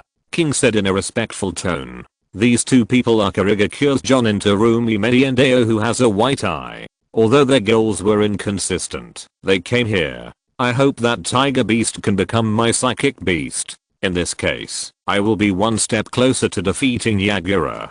Terumi Medi thought secretly in her heart. When they came to Zao village, they also met village chief Zao. Who are you? Village chief Zao asked in a respectful tone, carefully asking about their identities. Hello, we are ninjas from Kirigakure. Have any of you here seen a huge beast? King took a step forward and spoke. Huge beast. Village chief Zao was slightly startled when he heard this, although he was a little confused about how the Kirigakure ninjas knew about the presence of wild beasts here. He knew that ninjas were not easy to mess with, and he did not hide anything. He told everything about their village being attacked by wild beasts and the arrival of Konoha ninjas here. Hurt people, ninjas of Konoha. Terumi Medi's expression changed immediately after hearing these words, and she looked at King aside with a somewhat unkind expression. You didn't say this was a ninja beast, then how could he hurt people? There was a hint of anger in Terumi Medi's tone, especially when she heard village chief Zao say that several people in the village had been killed by wild beasts. She felt even more uncomfortable. At this time, she changed her plan in her heart. Originally, she just wanted to conquer this ninja beast to enhance her own strength so that she would be more sure when she overthrew Yagura's rule one day. But now she no longer thinks so. The tiger beast that killed so many ordinary people is no longer worthy of being her psychic beast, and she is ready to kill it. Master Terumi Medi, I only know that the tiger beast was raised by the Kaguya clan. I don't know why it attacked the villagers. Ao's face changed slightly when he heard Medi Terumi's somewhat reproachful words, and then he hurriedly explained. Forget it, but since we are already here, let's solve it completely. Terumi Medi also knew that Ao could not be blamed for this. Then the two of them headed deeper into the jungle in the direction pointed by village chief Zao. Master Terumi Medi, the ninjas of Konoha village have taken over the task of hunting wild beasts. If we rush there now, will there be any misunderstandings? Ao's slightly worried tone reached Terumi Medi's ears. Terumi Medi didn't care about this. What can Konoha do? After all, this tiger beast was raised by me, Kirigakure. If it hurts someone now, we must solve it personally. As the #1 genius in Kirigakure, Medi Terumi is still full of pride. In her heart, Kirigakure is no worse than the other 4 ninja villages. It's just that Kirigakure is temporarily trapped in darkness. And she, Terumi Medi, is the one who wants to drive away the darkness of Kirigakure. I hope everything goes well. King Zay thought secretly in his heart. Then he followed closely behind Terumi Medi, with a kunai appearing in his hand, and he was ready to fight at any time. As Terumi Medi's guard, Ao knows the importance of Terumi Medi better than anyone else. Ao has a feeling that whether Kirigakure can get out of the darkness in the future depends on the girl in front of him. Like Kakashi and the others, Terumi Medi and the others wandered around here for a long time without finding any clues. Just when they were about to think of another countermeasure, a red flame suddenly ignited on a mountain peak not far away. Chapter 139. This is a good opponent. Roar. A deafening roar came, and under this roar, the air seemed to be shaken away. At this time, Kakashi was completely shocked. Looking at the giant red tiger more than 10 meters high in front of him, his eyelids twitched slightly. The red tiger was huge, with dark red patterns all over his body, and his pair of beast eyes looked full of violence. Except for the tailed beasts and the psychic beasts from the 3 holy places, he had never seen such a huge ninja beast. The same goes for Itachi behind him. And this tiger beast is not only huge in size, but can also use the power of fire attribute chakra. Just now in the cave, the shadow clones of him and Itachi were destroyed by it with flames. Looks like I can't paddle anymore, Kakashi murmured softly in his mouth, and then said to Itachi behind him, "Let's go." As he spoke, his hands began to form seals quickly. Itachi's reaction was equally fast, and his seal formation speed was no slower than Kakashi's. Wind escape, a big breakthrough. Art. Fire escape. Oh, fireball. A strong wind and a huge fireball were spit out from the mouths of the two men. The next moment, with the blessing of the strong wind, the fireball instantly turned into a sea of fire and spread towards the tiger beast in front. Roar. The two attacking tiger beasts roared, and then the tiger's mouth opened wide. A group of crimson flames could be seen condensing in its mouth, and the next moment these flames gush out like spring water. Boom. The two scorching flames collided heavily, and the intense heat instantly turned the surrounding ground into charred black. "Humans, you are all going to die." At this moment, a heavy and hoarse voice came from the tiger beast's mouth. The next moment, the dark red patterns on its body emitted a strange red light, and then its power seemed to be enhanced. The two flames that originally seemed to be equally matched instantly changed the situation. Large swaths of flames rolled towards Kakashi and the others. "You actually have such strong fire energy," Kakashi murmured in his mouth, and then a powerful force burst out from him. Just when he was about to take action, a black figure was one step ahead of him, already passing through the flames and attacking the tiger beast. "Leave it to me, Kakashi-senpai." Then Itachi's voice reached his ears. "That's it, Itachi, then. Leave it to you." With such words in his mouth, Kakashi restrained the violent energy in his body, then stood aside in a flash, and began to observe the battle between Itachi and the tiger beast. He was still very reassured about Itachi's strength. In addition, he had already left the mark of the flying thunder god on Itachi's body before. If an accident really happened, he would go to his side to rescue him as soon as possible. Roar, perhaps. The actions of Kakashi and Itachi stimulated the tiger beast. After a loud roar, the pair of beast eyes exuding a violent aura fell on Itachi's body. After seeing Itachi's childish face, a trace of disdain flashed in the tiger's eyes. "Kid, you are looking for death." With the tiger's mouth wide open, its four hooves exerted force, and it jumped towards the ferret. Boom. But the next moment the tiger beast's huge body fell from the air to the ground. The huge body directly smashed a deep pit. Magic. The art of shackles. Itachi murmured softly in his mouth, his scholar eyes exuding a mysterious aura. "Tangli has grown to this point. As expected of you, Itachi." Kakashi sighed inwardly. Even though the Sharingan in his left eye was sealed, Kakashi could still feel the powerful power emanating from Itachi's eyes. In his opinion, even if that level of pupil power cannot be compared with that of a kaleidoscope, it is not far behind. Aha. At this moment, two figures appeared in front of Kakashi.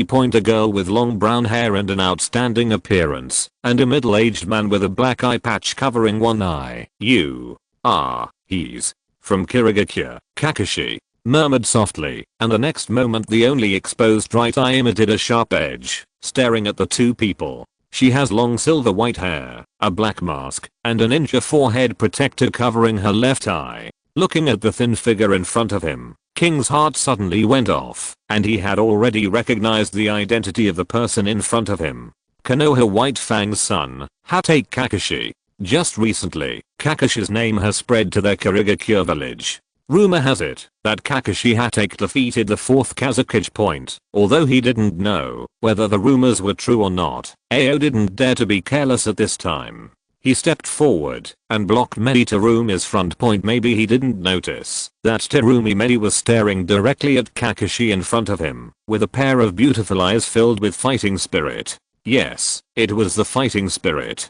As a genius of Kirigakure, Terumi Medi had almost no opponents among the younger generation of Kirigakure. The Kakashi in front of her was about the same age as her, and was also very strong, making him a perfect opponent. Roar. At this moment, the tiger beast that broke free from the shackles of the illusion let out a roar. At this time, it was completely angry. A dazzling red light lit up on its body, and then the tiger beast's big mouth opened slightly, and deep red flames like lava spurted out instantly. The few people who noticed the movement instantly surged and dispersed in all directions to avoid the attack of the flames. This level of fire escape ninjutsu is comparable even to Jiraiya-sama's psychic beast. Kakashi sighed inwardly.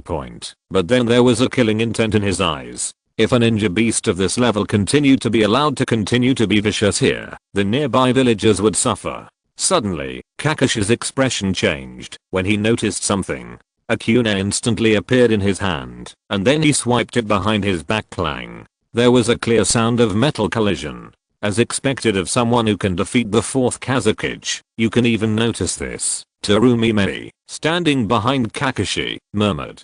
Kakashi, who had just turned around, met Terumi Mei's war-filled eyes. The Kirigakure village is provoking us, Konoha. Kakashi said in a deep voice. Faced with his question, Terumi Mei smiled slightly and said, "No, I'm not provoking Konoha, but..."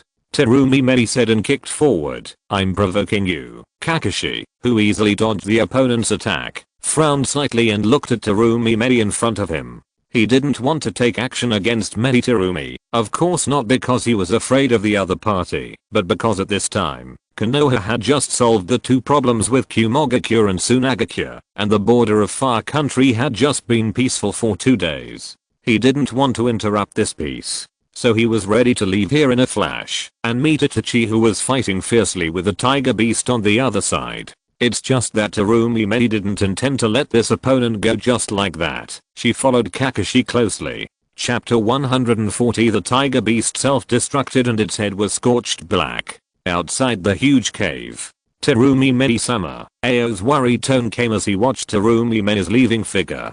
Just now, they were all scattered by the sudden explosion of the tiger beast. Ao, who had finally found Terumi Mei, saw her chasing Kakashi and leaving here. The ninjas of Konoha are so damned. King cursed in his heart. In his opinion, Kakashi must have used some method to control Mei, which caused her to follow him all the time. Just when he was about to take a step forward and chase them, a huge figure stood in front of him. The whole body is red, with a pair of beast eyes as big as a lantern. It is the tiger beast. Fire escape, dragon fire bullet. At this moment, a low shout sounded, and a young-looking figure appeared not far from the tiger beast. He had black hair and 2 deep grooves on his face. The person who came was none other than Itachi. At this moment, he opened his mouth and spit out a ball of crimson flame. The next moment, the crimson flame turned into a huge firebomb emitting scorching heat. Crack, crack. The firebombs burned the air and made a crackling sound. The next moment, the firebombs blasted towards the tiger beast at extremely fast speeds. Boom. A violent sound was heard, and firebombs hit the tiger beast heavily. The violent impact caused its huge body to take a few steps back. At the same time, a stream of black smoke emitted from the tiger beast, and a burning smell filled the field. This is... Itachi frowned slightly. Judging from the tiger beast's performance just now, it was obvious that he was a ninja beast with a fire attribute. Normally, a ninja or ninja beast with a certain attribute would be very proficient in mastering that attribute. If so, it will have a certain immunity to that attribute. Just like Kakashi and Naraku, both of them are good at thunder escape ninjutsu, so they have a certain immunity to thunder type energy. That's why Itachi at this time felt strange about the tiger beast injured by his fire escape ninjutsu. His original intention was just to force the opponent back. Swish. Just when he was confused, a figure flashed in front of his eyes. It was Ao just now. He took advantage of the moment when the tiger beast was repelled by Itachi and was about to leave towards Kakashi and Terumi Mei in a flash. Chase in the direction. Itachi hesitated for a moment after seeing this and finally gave up the idea of tracking this person. He also recognized the identity of this person, Kirigakure, but compared to them, Itachi felt that it was more important to deal with the tiger beast first. He believed in Kakashi's strength. Even if the two Kirigakure men attacked him at the same time, they would not be Kakashi's opponent. Then, let's deal with you first. With his eyes turning scarlet, Itachi held his sword and attacked in the direction of the tiger beast. Red flames flowed on the blade, and at the next moment a flaming blade flashed out from the blade and struck hard at the tiger beast's head. At this time, the tiger beast seemed to have been severely injured. The red patterns on its body looked extremely dim, and its originally fierce eyes gradually lost their original intimidation point buff. The flaming sword light fell heavily on the tiger beast's head, and at the same time as a hideous wound appeared, a stream of red blood spattered out. The next moment, the tiger beast's body suddenly ignited with red flames, and at the same time, a violent energy gathered on its body. A hint of fear flashed in Itachi's scarlet eyes, and then he quickly retreated backwards without hesitation. At this time, the tiger beast's whole body was surrounded by red flames, as if it had turned into a huge firebomb boom. A deafening explosion sounded on the field, and the red flames transformed into tiger beasts splashed in all directions. The surrounding trees all turned into charred black after this violent explosion. Over there, Itachi, Kakashi, who was not far away from here, also heard the huge explosion. He frowned slightly, and was about to go back to check the situation. A beautiful figure appeared behind him again, with long brown hair. It was Minato. She also heard the violent sound, but compared to Kakashi's worry, there was no worried look in her eyes. She still believes in King's strength. Then she dodged and attacked Kakashi again. Ugh, what? A troublesome thing. Kakashi's only exposed right eye took on the shape of a dead fish. Then he turned around to avoid Terumi's attack, and then thrust out his right leg and kicked Terumi. For Kakashi, who often sparred with Gai, his taijutsu is not weak either. Boom. Terumi raised her arms to block the attack and opened her mouth slightly. Terumi was about to say something, but Kakashi did not give her this chance. At this time, Kakashi turned around and fled again. Haha, Kakashi Hatake, you can't run away. The fighting spirit rose in Terumi's eyes, and then blue chakra appeared on her body. The next moment, she kicked her feet on the ground, and her whole body suddenly rushed forward. The next moment, when she reappeared, she was already standing in front of Kakashi. Fight with me, Kakashi. Terumi shouted, and a hot and violent energy flashed out of her body. Kakashi, who was blocked again, had a hint of helplessness in his eyes and a hint of anger at the same time. Looking at Terumi in front of her, a fierce aura erupted from her body at this time, and she looked like she had an extraordinary aura. In that case, let's have a fight.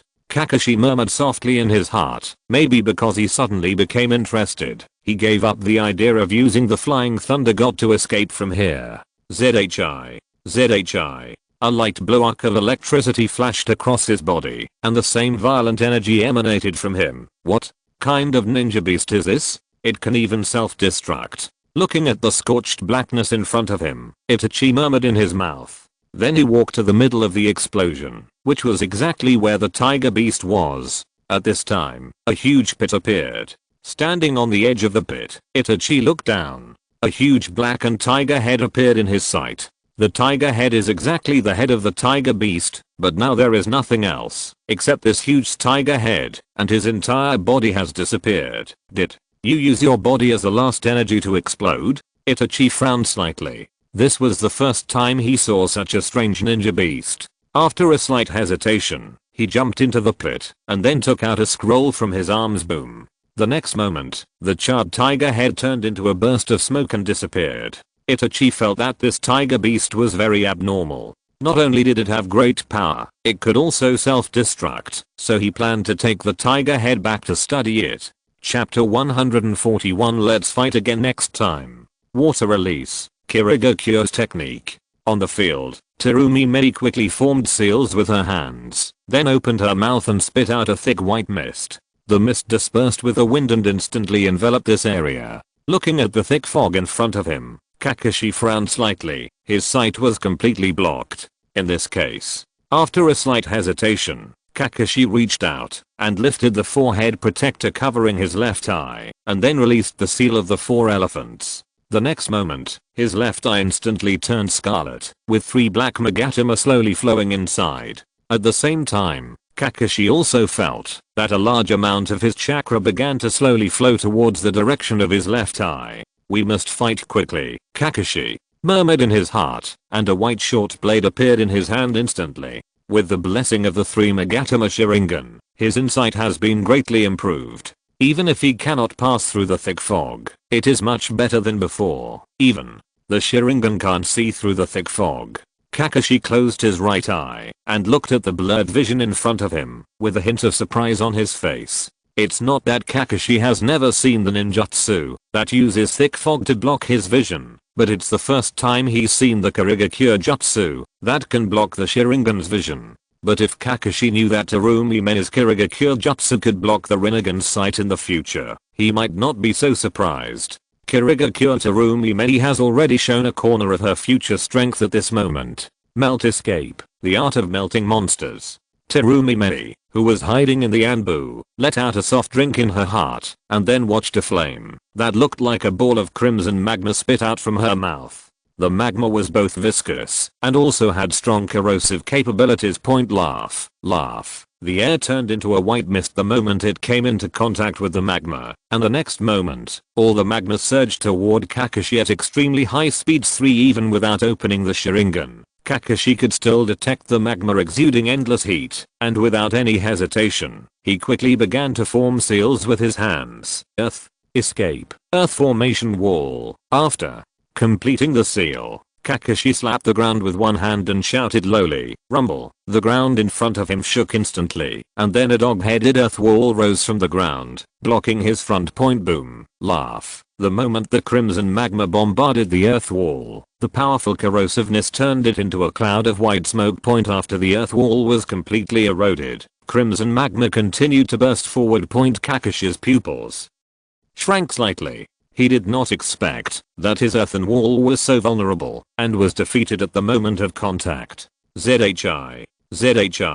A light blow-up of electricity suddenly appeared and surrounded Kakashi. After practicing to his level, Kakashi can basically perform ninjutsu of the Chidori Ryu level instantly. The thunder attribute chakra stimulated the cells all over his body, and the next moment his body turned into a thunder shadow and flashed to the side. Laugh. The moment he left the spot, a wisp of crimson magma rushed over, and a deep pit instantly appeared on the ground. It was avoided. Terumi Mei, who was hiding in the dark, murmured softly. At this time, her figure was completely hidden in the thick fog, making it difficult for people to find her. Just when she was about to attack Kakashi again, no, I can't sense his aura. Terumi Mei frowned slightly. This thick fog was transformed by her chakra, so she would clearly sense the breath of any creature in it. But now she couldn't feel Kakashi's breath. Suddenly, Terumi seemed to notice something. She looked down and saw a pair of hands appearing at her ankles. The next moment she felt her body falling rapidly. That's just it. Terumi Mei didn't have any panic on her face at this time. She just murmured lightly in her mouth. Boom. The next moment, a violent energy burst out from her body, and then a group of crimson magma suddenly appeared, wrapping her body. The surrounding ground, whether it was in contact with Terumi Mei or the hands holding her, were all completely corroded by the magma. Boom. At this moment, a cloud of white mist suddenly appeared under Terumi Mei's feet, and her body stopped falling. It could be seen that she was in a huge pit at this time. No matter what it is, it will be corroded instantly when it comes into contact with the crimson magma around her. It's just a shadow clone. Terumi Mei looked around with alert eyes. ZHI. At this moment, a figure with blue light all over his body appeared in her sight. It was Kakashi. I saw that he was extremely fast at this time, and he was in front of Terumi Mei almost the moment he appeared. The blue light in his hand swelled, and a series of bird songs came from his hand. It was Kakashi's own thunder escape ninjutsu, Chidori. There was a hint of fear in Terumi Mei's eyes, and she felt an extremely violent energy above the blue thunder and lightning. She had no doubt that the lightning could penetrate her body. Without any hesitation, Terumi Mei waved one hand, and the crimson magma instantly surged forward. She wanted to use this to stop Kakashi's progress. But this time she may have underestimated Kakashi, and a scene that shocked Terumi appeared. At this moment, the blue light on Kakashi's body surged, and he rushed directly towards the crimson lava in front of him. Crack. the dense blue thunder and lightning kept making crackling sounds, and the next moment, the crimson magma fell directly on the blue thunder and lightning point. Laugh. The moment the two collided, the blue lightning was corroded and turned into streaks of white smoke. The moment the lightning was corroded, the crimson magma was about to fall on Kakashi, but the next moment he was blocked by a burst of thunder and lightning again. On the other side, the blue light in Kakashi's hand surged, and a blue spear appeared in his hand. Chidori's sharp spear. The tip of the spear was right on Terumi Mena's smooth forehead. Beads of sweat dripped from Terumi Mena's forehead. "You lose," Kakashi whispered. Then he flicked it with one hand, and the spear transformed from blue lightning also turned into a blue light and disappeared. Boom. Kakashi violently exploded the thunder attribute chakra in his body, and almost instantly the crimson magma surrounding him was directly shaken away and splashed around Terumi Medi-sama. At this moment, an angry shout came from not far away, and then a figure with a black eye patch stood in front of Terumi Medi. It was Ao, who had just left Itachi.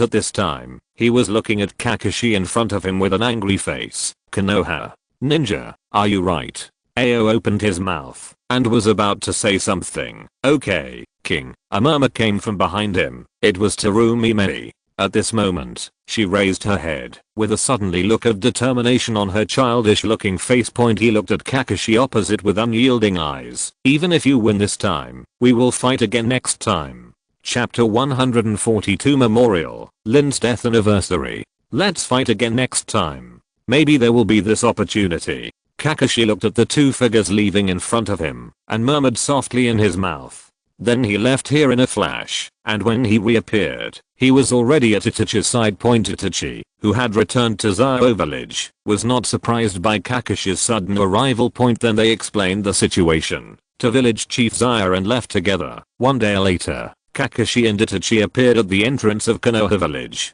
After solving the task of the tiger beast hurting people, they set off back to Konoha. In fact, Kakashi could have taken Itachi and used the flying thunder god to return directly to the village, but maybe he wanted to enjoy the beautiful scenery outside the village, so he did not do so. After the two people who returned to the village reported their work to Tsunade, they parted ways and went back to their respective homes. When Kakashi returned home, he simply packed up and went out again. Cemetery. There are large and small tombstones here.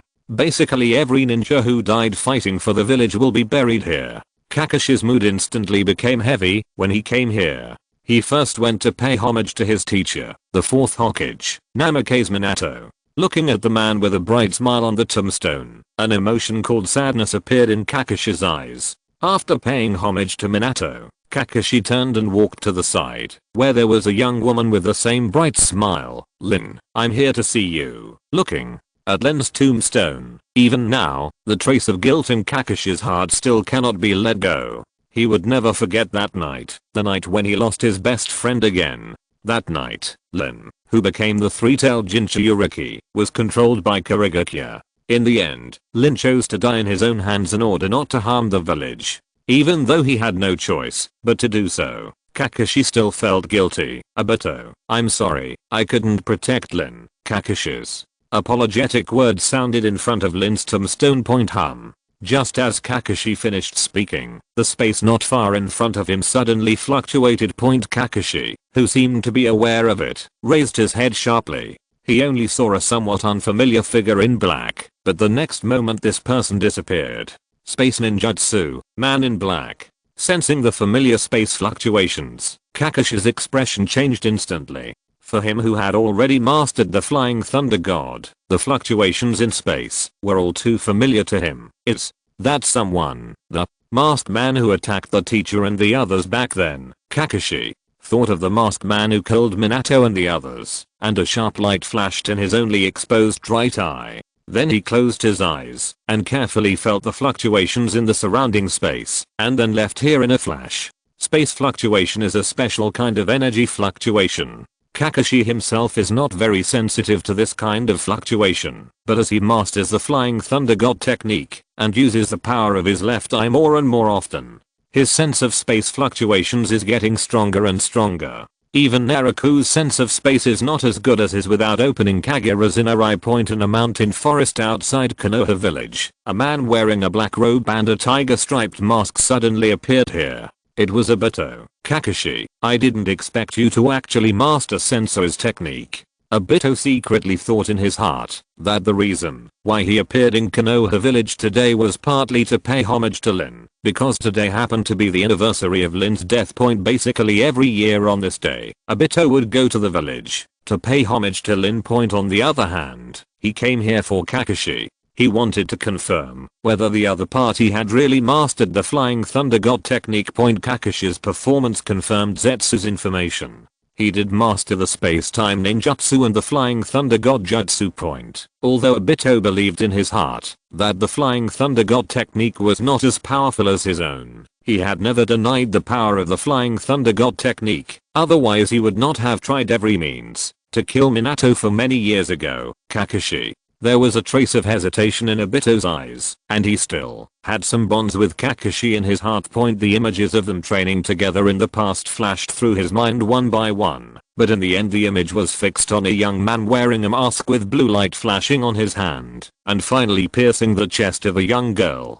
The hesitation in his eyes disappeared instantly. Lin, all of this is false. I want to end it all. The only exposed right eye flashed with determination. It seems we have to find some help. Obito turned and looked at the location of Konoha village. Point. Through Zetsu, Obito learned that there were 3 shadow level experts in Konoha village at this time: Jiraiya, Tsunade, and Kakashi, as well as Naraku, whose eyes were disabled. Although Obito is very confident, for the sake of safety, he is still ready to find some helpers. Besides, there is a bug level ninjutsu in Konoha village that can be mastered by other gods, so Obito doesn't dare to be careless in the slightest. A small space vortex appeared around Obito, and he was about to use his divine power to leave. Swish. But at this moment, a silver-haired figure suddenly appeared in his sight. Kakashi. When looking at Kakashi in front of him, whose left eye was scarlet, Obito felt a flash of surprise in his heart. Point. In that scarlet eye, he felt an unusually familiar aura. Point. Suppressing the shock in his heart, Obito also guessed why Kakashi found this place. Point. Although they are not in the same body, they are the eyes of the same person after all. There is some resonance between the two Sharingans just now. Obito was using Kamu, and Kakashi's Sharingan happened to be in the state of releasing the seal, so he sensed Obito's position.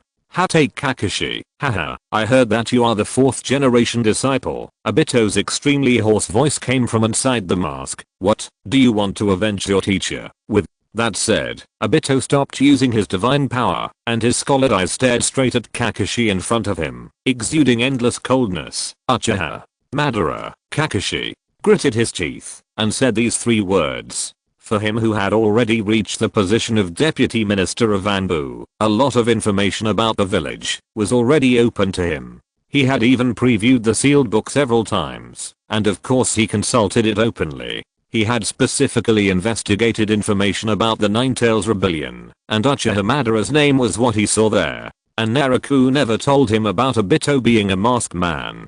So at this time, Kakashi didn't know the identity of the masked man. Like everyone else, he always thought that the masked man was Uchiha Madara. But what is the identity of the masked man? At this time, Kakashi only has hatred in his heart. The scarlet left eye also released endless killing intent. If you're listening to this novel on a channel other than Fanfic World, it means they downloaded and uploaded it without effort. We cordially invite you to visit our channel, Mundo Fanfic Novelos. There you'll find the original version of this story, and you can explore many other novels of various genres. We're waiting for you to immerse yourself in a world of incredible novels. Chapter 143: The Showdown between Kakashi and Obito. In a mountain forest outside Konoha village, 2 scarlet eyes looked at each other, and the next moment, they both made moves at the same time. Art Fire Escape Ho Fireball. After Obito quickly formed seals with his hands, he opened his mouth and spit out a huge fireball with a diameter of more than 3 meters. The fireball radiated endless heat and rushed towards Kakashi at high speed. At this time, Kakashi's eyes narrowed slightly. Perhaps to save chakra, he pulled down his forehead protector again and covered his left eye. Because there is a sealing technique improved by Kushina and Naraku on the forehead protector. The moment the forehead protector covers his left eye, the 4-image seal is automatically triggered, cutting off the connection between Kakashi's body and Sharingan. A large amount of chakra returned to Kakashi's body. Facing the huge fireball speeding in front of him, Kakashi looked calm without any panic. He quickly reached out his right hand, and a shimmering silver blade appeared in his hand. ZHI. ZHI. The next moment, a blue electric arc appeared on the blade, and dense thunder arrows gathered on the blade, making roaring sounds at this time. The fireball had already rushed in front of Kakashi, and then directly submerged his body. That's it. Obito's brows frowned slightly under his mask. Although they had not fought each other for many years, he knew that Kakashi was definitely more than this level. It was impossible for this level of fire escape ninjutsu to do anything to him. In fact, his guess was not wrong. Soon a blue light appeared in front of his eyes, and then the huge fireball broke directly from the middle point. Then a figure passed through the broken fireball. It was Kakashi. He was seen holding a short blade. When he flashed and reappeared, he was already in front of Obito. The short blade in his hand was filled with dense thunder and lightning. Crack, crack. The sound of thunder trembled, and the next moment Kakashi swung forward with a short blade in his hand, and struck out with a sword light wrapped in thunder and lightning. Guy. The lightning blade tore through the air and struck directly at Obito. But the next moment, a shocking scene appeared, and the lightning sword light passed directly through Obito's body. This is a time and space ninjutsu mastered by the masked man. A glimmer of light flashed in Kakashi's eyes, and then without hesitation, he kicked his feet on the ground and took a big steps backwards at high speed. He learned from the information that the masked man had mastered a special space-time ninjutsu. Although Kakashi was angry at this time, he always maintained a trace of reason deep down in his heart. If it weren't for the fact that he had mastered the Flying Thunder God technique, he would never have chosen to fight the masked man here. But even so, he didn't dare to be careless in the slightest. He didn't think that his Flying Thunder God technique could be on par with Minato. As expected of you, Kakashi, you are still so cautious. Obito sneered in his heart. Let me see how far you have grown now. Fire, escape, storm dance. After quickly forming seals with his hands, Obito opened his mouth again and spit out a stream of flames. The next moment, powerful pupil power was released from his right eye. A small space vortex appeared at the point where the flame fell. The moment the flame fell there, a violent flame tornado formed instantly. The next moment, the flame tornado swept straight towards Kakashi. Kakashi's pupils shrank slightly at this, and he felt a strong suction force on the huge flame tornado. Not daring to resist, dense blue thunder and lightning instantly erupted from his body. The next moment, his body transformed into a thunder shadow and dodged to the side point while moving. Kakashi raised his hand and threw a kunai wrapped in lightning towards Obito, and then began to quickly form seals with his hands. Thunder. Shuriken Shadow Clone Jutsu. The next moment, hundreds of shurikens were shot at Obito at high speed at the same time. Boom, boom, boom. There were constant sounds of breaking through the air, but without any surprise, these shurikens passed directly through Obito's body. Kakashi frowned slightly when he saw this scene.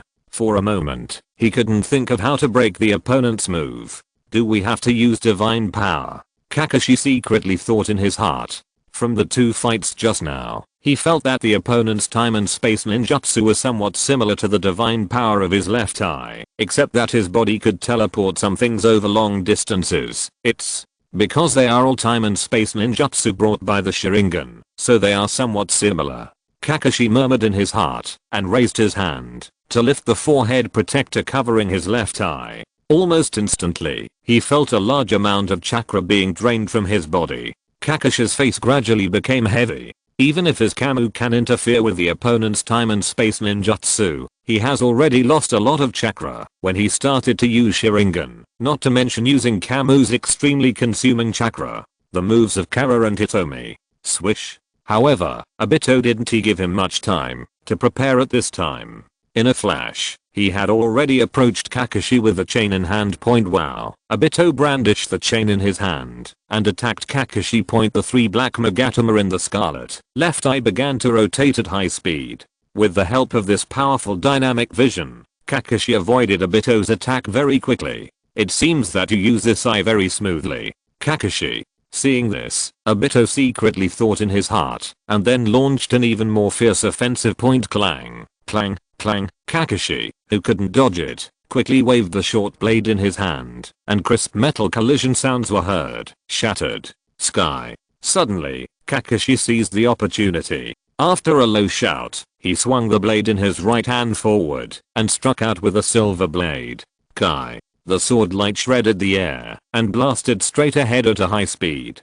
Facing the chain blocking the front, the sword light cut off the chain the moment the two came into contact. This is the Hatake sword technique. A hint of surprise flashed in Obito's eyes. Kakashi gave him a lot of surprises today, but, Kakashi, no matter what you master, you will never be my opponent again. A touch of confidence appeared in Obito's sight, and the next moment a wave of space fluctuations came from his body, and then the silver sword light went straight through his body. This is the gap between us, Kakashi, a gap that even the flying thunder god cannot erase. Obito roared angrily in his heart, and then stretched out his hand to throw out the chain, which moved towards Kakashi like a black snake.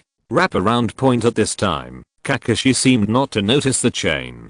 The three black Magatama in his scarlet left eye rotated rapidly. The next moment, the three Magatama were connected together, forming a pinwheel-shaped pattern. It is the main Gekkai Sharingan. Kakashi's eyes fell on the silver sword light, and the power of his pupils exploded in the next moment. Divine power. Then a familiar space vortex appeared above the silver sword light. Chapter 144. A strong sense of familiarity. Even the divine power has been controlled. Looking at Kakashi's scarlet left eye, Obito's eyes flashed with surprise, but it only lasted for a moment, and he soon returned to normal. It was just the main Gekkai Sharingan. He had already sensed that at the moment Lin died, both of his eyes had the main Gekkai Sharingan activated.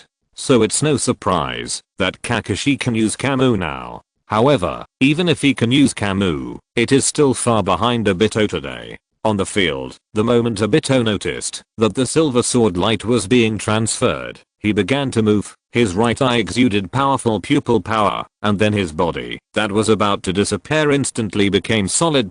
He released the divine power in an instant. At this time, Kakashi's eyes narrowed, and he noticed Obito's movements. In that case, then, with a secret thought in his heart, Kakashi quickly made a decision. The power of his eyes radiated out from his left eye at an extremely fast speed. He wanted to transfer back the silver sword light that had just been transferred to the Kamu space. Well, but the next moment, there was a stinging pain in his left eye, and bright red blood flowed out of it. Except for the eternal main Gekkai Sharingan and Obito, whose half body is made up of first generation cells, everyone else who uses the main Gekkai Sharingan will have a strong load. Especially when using the ability of the main Gekkai Sharingan, it will consume a lot of eye power and chakra, and if used frequently, there is a risk of blindness. These points are magnified several times for Kakashi, who does not have Uchiha bloodline. Every time Kakashi uses Kamu, he not only consumes a lot of chakra and eye power, but sometimes even his mental power is weakened. This is one of the reasons why he is often hospitalized in the original work point on the field. The severe pain caused Kakashi to stop using his divine power. Just when he was about to retreat, a figure flashed past and appeared in front of him. It was Obito. Taking advantage of the moment when Kakashi was stunned by the load of Sharingan, he seized the opportunity and launched an offensive. At this moment, he was holding a kunai and stabbed Kakashi directly in the chest. Puff. Kakashi felt a sharp pain in his chest, and then he opened his mouth and spat out a mouthful of blood, and his originally black mask turned dark red. Kakashi, just like the teacher, go to hell. Obito sneered in his heart, and then increased the strength of his hand. The sharp kunai seemed to penetrate Kakashi's chest. ZHI. ZHI. But the next moment, a dazzling blue light bloomed on Kakashi's body, and dense thunder and lightning condensed on him. Obito instantly felt a strong sense of numbness coming from the kunai he was holding. Crack.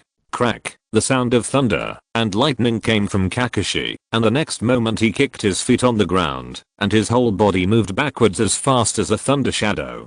Obito, who was standing on the spot, threw the kunai in his hand that had been shattered by lightning to the ground. Then he glanced ahead with complicated eyes, and his body began to become illusory. Kakashi, I'll be back, Obito murmured in his heart, and then used his divine power to leave. Swish. Not long after Obito left here, a figure appeared next to Kakashi. Sure enough, it's still a step too late. The visitor murmured softly, then turned to look at Kakashi a side point, after seeing the bright red color on the other person's chest. Brother K, you are in a bit of a mess, Naraku said with a smile. The corners of his mouth raised slightly. It's not that you're too late. Kakashi reached out and pulled down his forehead protector, covering his left eye. Only the right eye that was exposed looked at Naraku like a dead fish. Pointer used his shadow clone to send a message to Naraku when he discovered the masked man. It's not too late. It's not too late. Isn't it just right? There was a smile on Naraku's face, and his eyes looked in the direction Obito had just left. Looks like there's a tough battle going on, he thought to himself. Naraku, your eyes. It was only then that Kakashi noticed that Naraku's eyes were open at this time. Have you already? A look of joy appeared on Kakashi's face. You're overthinking this. These are just a pair of spare eyes that Fugaku lent me. Naraku spoke calmly, with a hint of helplessness in his tone. If his Sharingan had really recovered, he would never have let Obito escape easily just now. Then he and Kakashi returned to the Senju clan's clan, where Tsunade personally treated Kakashi's injuries. Uchiha Madara, he is really a haunted old guy, said Tsunade with a green light emitting from her hand with an angry look on her face. Point behind her, Jiraiya had a complex expression. While he felt resentful towards the person who killed his apprentice, he also had a hint of vigilance. Point as a teacher, he was very aware of Minato's strength. His abilities had surpassed his own many years ago. To be conservative, even if Kakashi and Naraku before his blindness joined forces, they might not be able to defeat Minato. But even so, Minato was still murdered by the masked man, although Minato's death was mainly because he used the corpse sealing technique to seal the Nine Tails. But it is undeniable that the masked man is not weak in strength and strategy. Point at this time, he was a little worried. If the masked man really came to attack Konoha, whether Konoha could survive the crisis safely. Jiraiya's eyes kept moving on Kakashi and Naraku. Late at night, the moon and stars are sparse. In the house of the Hatake clan, Kakashi, who was wearing a black training uniform, had just finished practicing sword skills. After a brief wash, he lay on the bed. Point. After closing his eyes, the battle scene with the masked man reappeared in his mind. Point. Although he seemed to be defeated by the opponent today and even injured, Kakashi got an important piece of information. That was the secret about the masked man's time and space ninjutsu. At this time, he could basically conclude that there must be some connection between the divine power of his left eye and the masked man's time and space ninjutsu. Point at this time, Kakashi thought of the masked man's action to remove the void. Shenmue transfers items to a different space. Is this different space the same as the different space where the masked man transfers? Kakashi boldly guessed in his mind. Point for Kakashi, who has been called a genius since childhood, whether it is the talent for practicing ninjutsu, fighting talent, or careful thinking, Kakashi is not lacking in these. Point. He quickly thought of the connection between Kamu and the masked man's space and time ninjutsu. Is it because Kamu and the other part is virtualization are abilities that come with the Sharingan? Kakashi questioned in his mind. But what's with that strong sense of familiarity? Chapter 145 The Unreasonable Demands of the Third Generation. Late at night, while Kakashi was thinking about life at home, Naraku in the Senju clan was not idle either. He stepped into a house, which was the deepest part of the Thousand Hands clan's territory. Point. Although this place looks no different from an ordinary house, if some people with stronger perception come here, they will find that this house is full of barriers. It is no exaggeration to say that if someone breaks into this place rashly, even a shadow level powerhouse will be caught off guard when faced with these barriers. This was originally the place where Tsunade's grandmother, Uzumaki Mito, lived, but after her death, it has been vacant. But not long ago, there was a new guest here. Naraku walked into the house and stopped in a secret room where a figure fell asleep. This person was Yukito, the tailed Jinkriki who secretly into Konoha not long ago to assassinate Tsunade. After Naraku defeated him, he kept him here. Of course, the public opinion is that Yukito, the second-tailed Jinchuriki of Kumogakuya, likes the style of Konoha and wants to stay in Konoha as a guest for a long time. Captain Naraku, a man wearing a cat face mask and dressed as an Enbu, bowed to Naraku and said after he walked into the room, "He is the Enbu officer responsible for guarding Yukito. Kindness." Naraku nodded lightly, then stepped forward to check Yukito's seal. Although Naraku used the sealing technique to cut off the connection between Oe and Yukito, he would still come every few days to check whether the seal was loose just in case. After confirming that the seal was correct, he left here. The next day, Naraku practiced his strange powers in the Senju clan as usual. Now he has initially mastered this special chakra burst technique, but he is not very skilled and needs more practice. Boom, boom, boom. There were loud noises on the practice field. "Uncle is so strong." A young yellow figure not far away murmured. It was Naruto. At this moment, he looked at Naraku with a surprised face as he kicked a deep hole in front of him and shattered the air with a punch. After a brief shock, a hot light emanated from his eyes. "Yoshi, it's decided. I also want to learn this ninjutsu," Naruto said with excitement. "This kind of ninjutsu is not something you can master now, Naruto," Shiro said softly, reaching out and rubbing Naruto's head twice. "Let's wait until you grow up before we talk." But it was obvious that his words did not dissuade Naruto. At this time, he was still looking at Naraku on the training ground with burning eyes. In the clan of the Sarutobi clan, Danzo, who was in the secret room, looked coldly at the man kneeling in front of him. After listening to the other man's report, Danzo waved his hand slightly to let him retreat. After the man exited, the room fell into silence. Suddenly, the ground in front of Danzo shook, and then a figure wrapped in a giant pitcher plant emerged from the ground.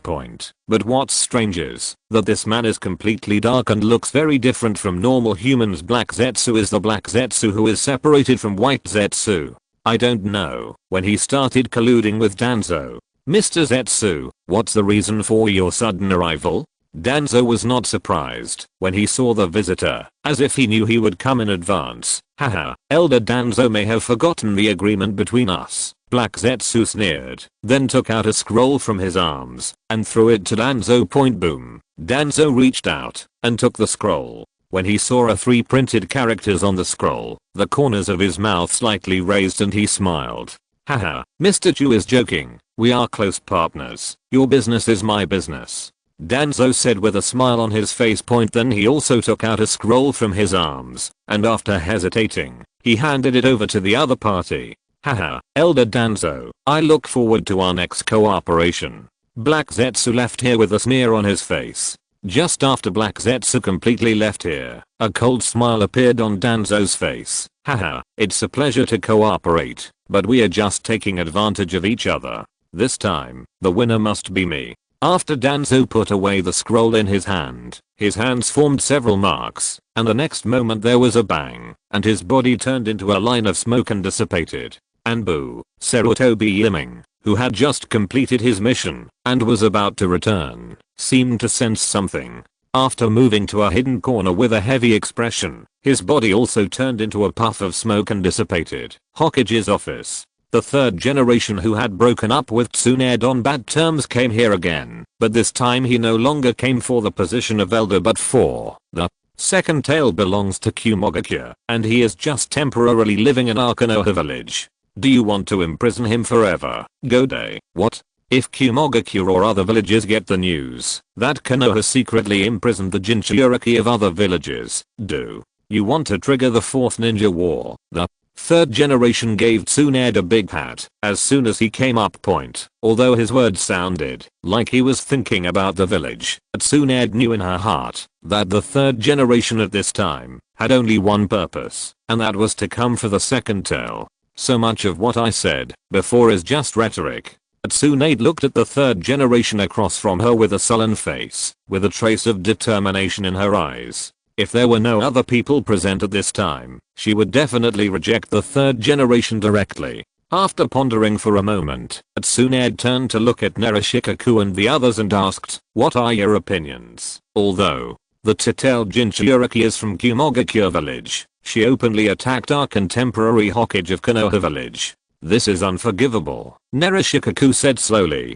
He himself is unwilling to participate in such occasions, because no matter what opinions he expresses, he will offend others, but sometimes he really cannot help himself, and when it is time to make a choice, he must be more decisive. This time he still maintained the traditions of their three major families, and was loyal to the contemporary Hokage. So he sided with Tsunade. The Totale Jinchuriki attacked the Hokage, and must be severely punished. As for Kumogaku's side, they are just to blame for this situation. Uchiha Fugaku, standing behind Tsunade, said with a sneer. Then Hinata and Hinata stood on Tsunade's side without hesitation. He also hated Kumogaku very much in his heart. After all, they wanted to plot against their own clan at that time, which was unforgivable point. After everyone expressed their opinions, Tsunade finally spoke up, and rejected the third generation's unreasonable request. Chapter 146 Kakashi's Choice, The Tail Seal. A month later, in the land of the Thousand Hands clan. Today is a special day. Although it is late at night, Tsunade, Jiraiya, Kushina, and Naraku are all gathered here at the same time. All the various barriers hidden in the Thousand Hands clan came into operation from the outside, although the Senju clan at this time looks no different from before. If anyone breaks in rashly, the latter will definitely feel what a strong wind is. Brother K, are you ready? Naraku said in a heavy tone to the silver-haired man wearing a black mask in front of him. This man was Kakashi. Today, Naraku once again installed the pair of eyes that Fugaku lent him. Although he was a little uncomfortable with it, that was all he could do for the time being.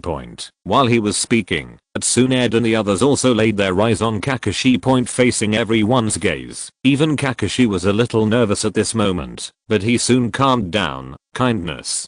Kakashi nodded solemnly, his only exposed right eye full of determination. It's your fault for now, Brother K, Naoluo murmured in his heart. Then he disappeared from the place in a flash, and when he reappeared, he was dragging a figure on his hand. It was the two-tailed Yukito who had passed out. Naraku then looked around, and after looking at Tsunade and others, he began to form seals with his hands. Shadow clone technique. After completing the seal, he let out a low shout, followed by two bangs, and two shadow clones of him appeared on the field. Then, with this place as the center, Tsunade, Jiraiya, and Naraku's two shadow clones, the four of them stood in the four directions of southeast, northwest and northwest. Then they started to form seals at the same time, and then shouted, "Four-edge yang formation." A transparent flame rectangular barrier visible to the naked eye rose on the field, and Naraku and the others were enveloped in this barrier. The four-edge sun formation can only be activated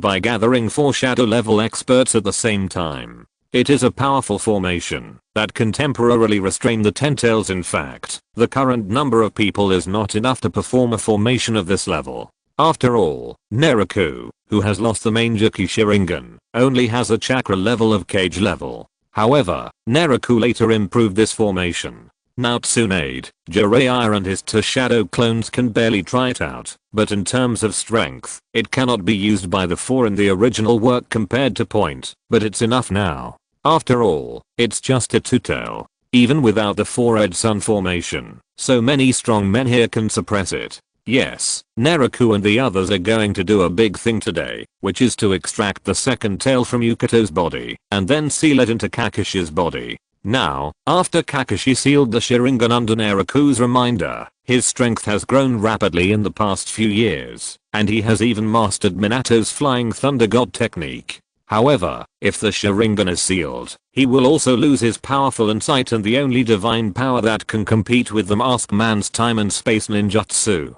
And once the Sharingan seal is unlocked, most of his chakra will be drained away. Not only will the powerful sword technique be unable to be used, but even the Flying Thunder God technique will not be used a few times. In order to completely solve this problem, Kakashi decided to become the Totale Jinchuriki after careful consideration and Naraku's suggestions. You must know that tailed beasts are said to have infinite chakra, although this infinity has an upper limit. But there is no doubt that every tailed beast possesses a huge amount of chakra point. If Kakashi becomes a Jinchuriki, the problems that have been troubling him will be completely solved, and he will no longer be short of mana point after the four-red flame formation was completely formed. Naraku turned his head and looked at Kushina. A side point, in fact, he originally did not want Kushina to participate in this operation because he knew that Kushina's physical condition was not very good point. Whether it is the powerful recovery ability of the Uzumaki clan or the self-healing ability of the tailed beasts, neither of these two powers can completely restore Kushina's damaged body.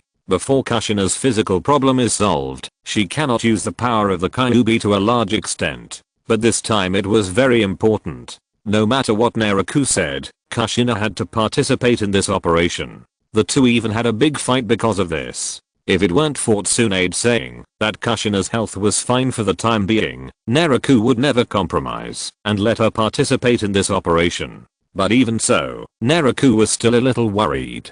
Faced with Naraku's worries, Kushina stretched out her right hand to give him a reassuring gesture. Naraku smiled helplessly at this, and now what he could say was all he could do was continue. Naraku squatted slightly and placed his hand on Yukito's navel, and then blue chakra emerged in his right hand. At the same time, it can be clearly seen that the black warlock appears on Yumu-Ren's body. Naraku breaks the seal that separates the two tails from Yukito. At the moment when the sealing technique was released, a powerful energy appeared on Yumu-Ren's body, and his body, that had fainted, also woke up in an instant. Yukito slowly opened her eyes, a murderous intent condensing in her eyes. Especially after Naraku appeared in her sight, the violent anger in her heart instantly rose. For Naraku, both Yukito herself and the two tails in her body are quite resentful. You must know that Yukito is one of the few perfect Jinchuriki, and in Kumogakuya, the Jinchuriki's life is much better than that in other villages, especially after she can perfectly control the power of the two tails. She also gained the power in Kumogakuya some status, but just because of Naraku, everything for them was ruined. Their current imprisoned life is thanks to Naraku. Yukito, who has regained his strength, will take revenge on Naraku. However, there was someone who was faster than him. After Naraku quickly formed seals with his hands, a special energy appeared in his hands. But Yumu-Ren, who had just woken up, felt the hair on his body standing on end. After sensing this energy, she felt that the connection between herself and Oe might be severed. Violent energy like blue flames overflowed from the surface of her body. Just when she was about to explode, an even more violent energy hit her stomach, unlocking the tail seal. A low drink came from Naraku's mouth. Almost instantly, Yukito clearly felt that the connection between her and Oe was severed. At the same time, a majestic energy was overflowing from the wooden man's body. Slowly, these energies gathered into a giant blue cat more than 2 meters tall with blue flames flashing on its body, and the cat's size continued to grow. It was Oe traveling again. Chapter 147 Battle 2 Roar. A beast-like roar sounded on the field. After Naraku used the Teiwei seal to forcefully dissolve the connection between Oe and Yukito, Oe regained his freedom. The tailed seal is a ninjutsu that can forcibly break the tailed beast's seal. Kushina on the side had a complicated look in her eyes. After seeing this ninja, she remembered that after she gave birth to Naruto, she was also performed this ninjutsu by the masked man, and then the seal was broken by the 9 tails in her body. She was slightly dazed for a moment. Humph. Kushina, be serious. What is in front of you is a real tailed beast. The moment Kushina lost her mind, a cold snort sounded in her mind. It is the 9 tails with the yin attribute. Since Kushina woke up, the relationship between them has eased a lot, and now they usually communicate when nothing happens. For such a big event as today, Kushina will naturally not hide it from Kyuubi, because this time she may need to use Kyuubi's power. After hearing Kyuubi's words, Kushina calmed down and looked up at the ever-expanding giant creature in front of her. It was a giant cat with blue flames burning all over its body. The huge body seemed to be made of flames, and there were black stripes wrapping around the blue flames. Oe traveled again. At this time, she was completely out of trouble, and her body, which was already more than 10 meters tall, was still growing. Boom. But the next moment, a violent collision sounded. Uwa's huge body stopped growing, and a transparent red barrier could be seen above its head point. When Uwa's huge body came into contact with the barrier, red flames burst out from the barrier and fell on Uwa point. A strong burning sensation spread across the body. At this time, Uwa also noticed the barrier around him. A strong anger emitted from the beast's face, whose expression could not be seen clearly. A ball of energy like a blue flame rose up. This energy isolated the red flame from her body. Then her huge body began to shrink, from the original 10 meters tall to 7 or 8 meters tall. Swish. At this moment, a red-haired figure suddenly appeared in front of Uwa. It was Naraku. His eyes were scarlet at this time, and 3 black magatama were slowly flowing in his eye sockets. Although these eyes can't add much combat power to Naraku, they at least allow him to see things, which is always much better than the situation where he couldn't see anything before. Vajra chain. A low shout came from Naraku's mouth, and then 7 chains shining with dazzling golden light stretched out from his back. Kai. Kai. Kai. The golden chains, as thick as an adult's arms, were like golden pythons, tearing through the air and rushing forward at great speed. It's you again. Uwa's huge cat face opened her slightly and let out a heavy female mouth voice. At the same time, a violent energy rose in her body. For Naraku, Uwa is also no stranger. Anger arose in Uwa's heart. Although Yukito was only one of her hosts in her long life, the two of them got along fairly well. But just because of the man in front of him, Yumu-ren had turned into a corpse without temperature. Not paying attention to Uwa's anger, Naraku manipulated 7 golden chains to attack her huge body from all directions.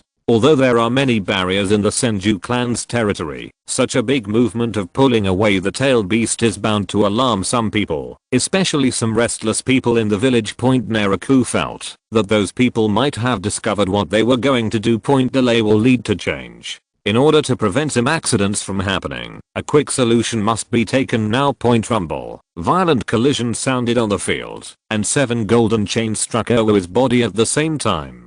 After the bombardment, the chains moved quickly again, 7 moving at the same time, trying to wrap Uwa's body. Roar. Uwa opened her mouth wide and let out chains, a beast-like roar, and then her body that looked like blue flames began to shake violently as she tried to break free from the chains. Click, click, click. Because of the sudden burst of energy from the second tail, cracks began to appear on the thick golden chain. Swish. But at this moment, a figure with blue light shining all over appeared in front of Uwa with long silver hair and a black mask. The person coming was none other than Kakashi. I saw that he was holding a silver short blade at this time, and the energy of thunder attribute was condensed on the short blade. The dense arcs of electricity were like real thunder, making roaring sounds one after another. Thunder slash. With a low cry, Kakashi exerted force while rotating his waist and swung the knife fiercely, and the dark blue thunder made a crackling sound. The body follows him like a shadow. At this moment, Kakashi is like a man and a sword merging into one, and his whole body exudes an extremely sharp aura. The next moment, a sword light shot out, and blue thunder wrapped around the sword light. Boom. The sword light tore through the air and struck directly at Uwa in front. Uwa felt an extremely violent and explosive energy on this sword light. Without hesitation, she burst out with powerful energy, preparing to avoid the sword's attack. How could you possibly succeed? Naraku, who was not far away, shouted, and then a majestic chakra burst out from his body, and the already extremely thick chains became even harder.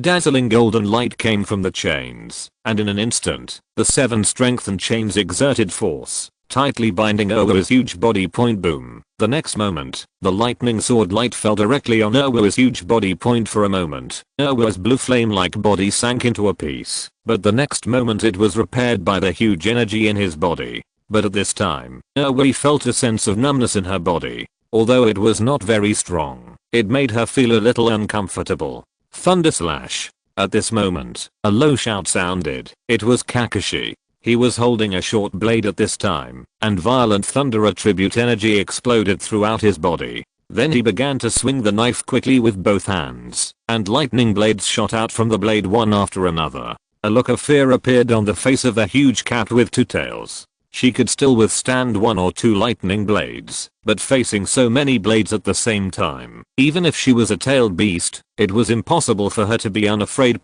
Two tails and four claws kicked the ground. Just when she was about to move her body to avoid the attack of the sword, several chains suddenly emerged from the ground and bound her body again. These chains are all dark red, exuding a strong and cool aura. Especially Erwin. She was stunned the moment the chains appeared. As a tailed beast, she knew exactly what the dark red energy on the chain represented. Chapter 148. The third generation. Teacher, I do this all for Kyuubi, the second tail roared, and she clearly sensed that the dark red energy on the chain was the energy in the nine tails, which was also a tailed beast. Bound by 8 dark red chains. Erwin's 5 to 6 meter tall body seemed to be immobilized and could not move at all. But the next moment, the blue flames on Erwin's body began to surge wildly, and cracks began to appear on the dark red chains. Although the Kyuubi's power is the strongest among the 9-tailed beasts, it is only a small part of his power after all, and there is still a big gap compared with the entire 2-tailed beast. Just as the two tails were struggling, several lightning blades struck by Kakashi had already rushed in front of the two tails. Boom, boom, boom. Violent sounds were heard, and several lightning blades fell on Erwin's huge body at the same time. For a moment, dense blue arcs appeared on her body that was originally covered with blue flames. Violent thunder and lightning exploded on him. Ha ha. Kakashi gasped for air as he kept swinging the sword, and the continuous swing of the lightning sword was also very draining on him. Swish. The next moment, Kakashi's figure disappeared. At the same time, a figure appeared next to Kushina, whose whole body was wrapped in dark red energy. It was Kakashi. Kushina was not surprised when she saw the person coming. She stretched out her hand and a ray of dark red energy suddenly floated towards Kakashi. In fact, as long as Kyuubi agrees, Kushina can share his chakra for others to use. Just like now, the moment the dark red energy came into contact with Kakashi's body, it was directly absorbed by his body. At the same time, Kakashi felt that his already consumed chakra became instantly enriched. Outside the barrier, a masked figure appeared in front of Tsunade, who was struggling to maintain the barrier. You came here so quickly, Tsunade murmured. Naraku in the barrier noticed the figure standing next to Tsunade.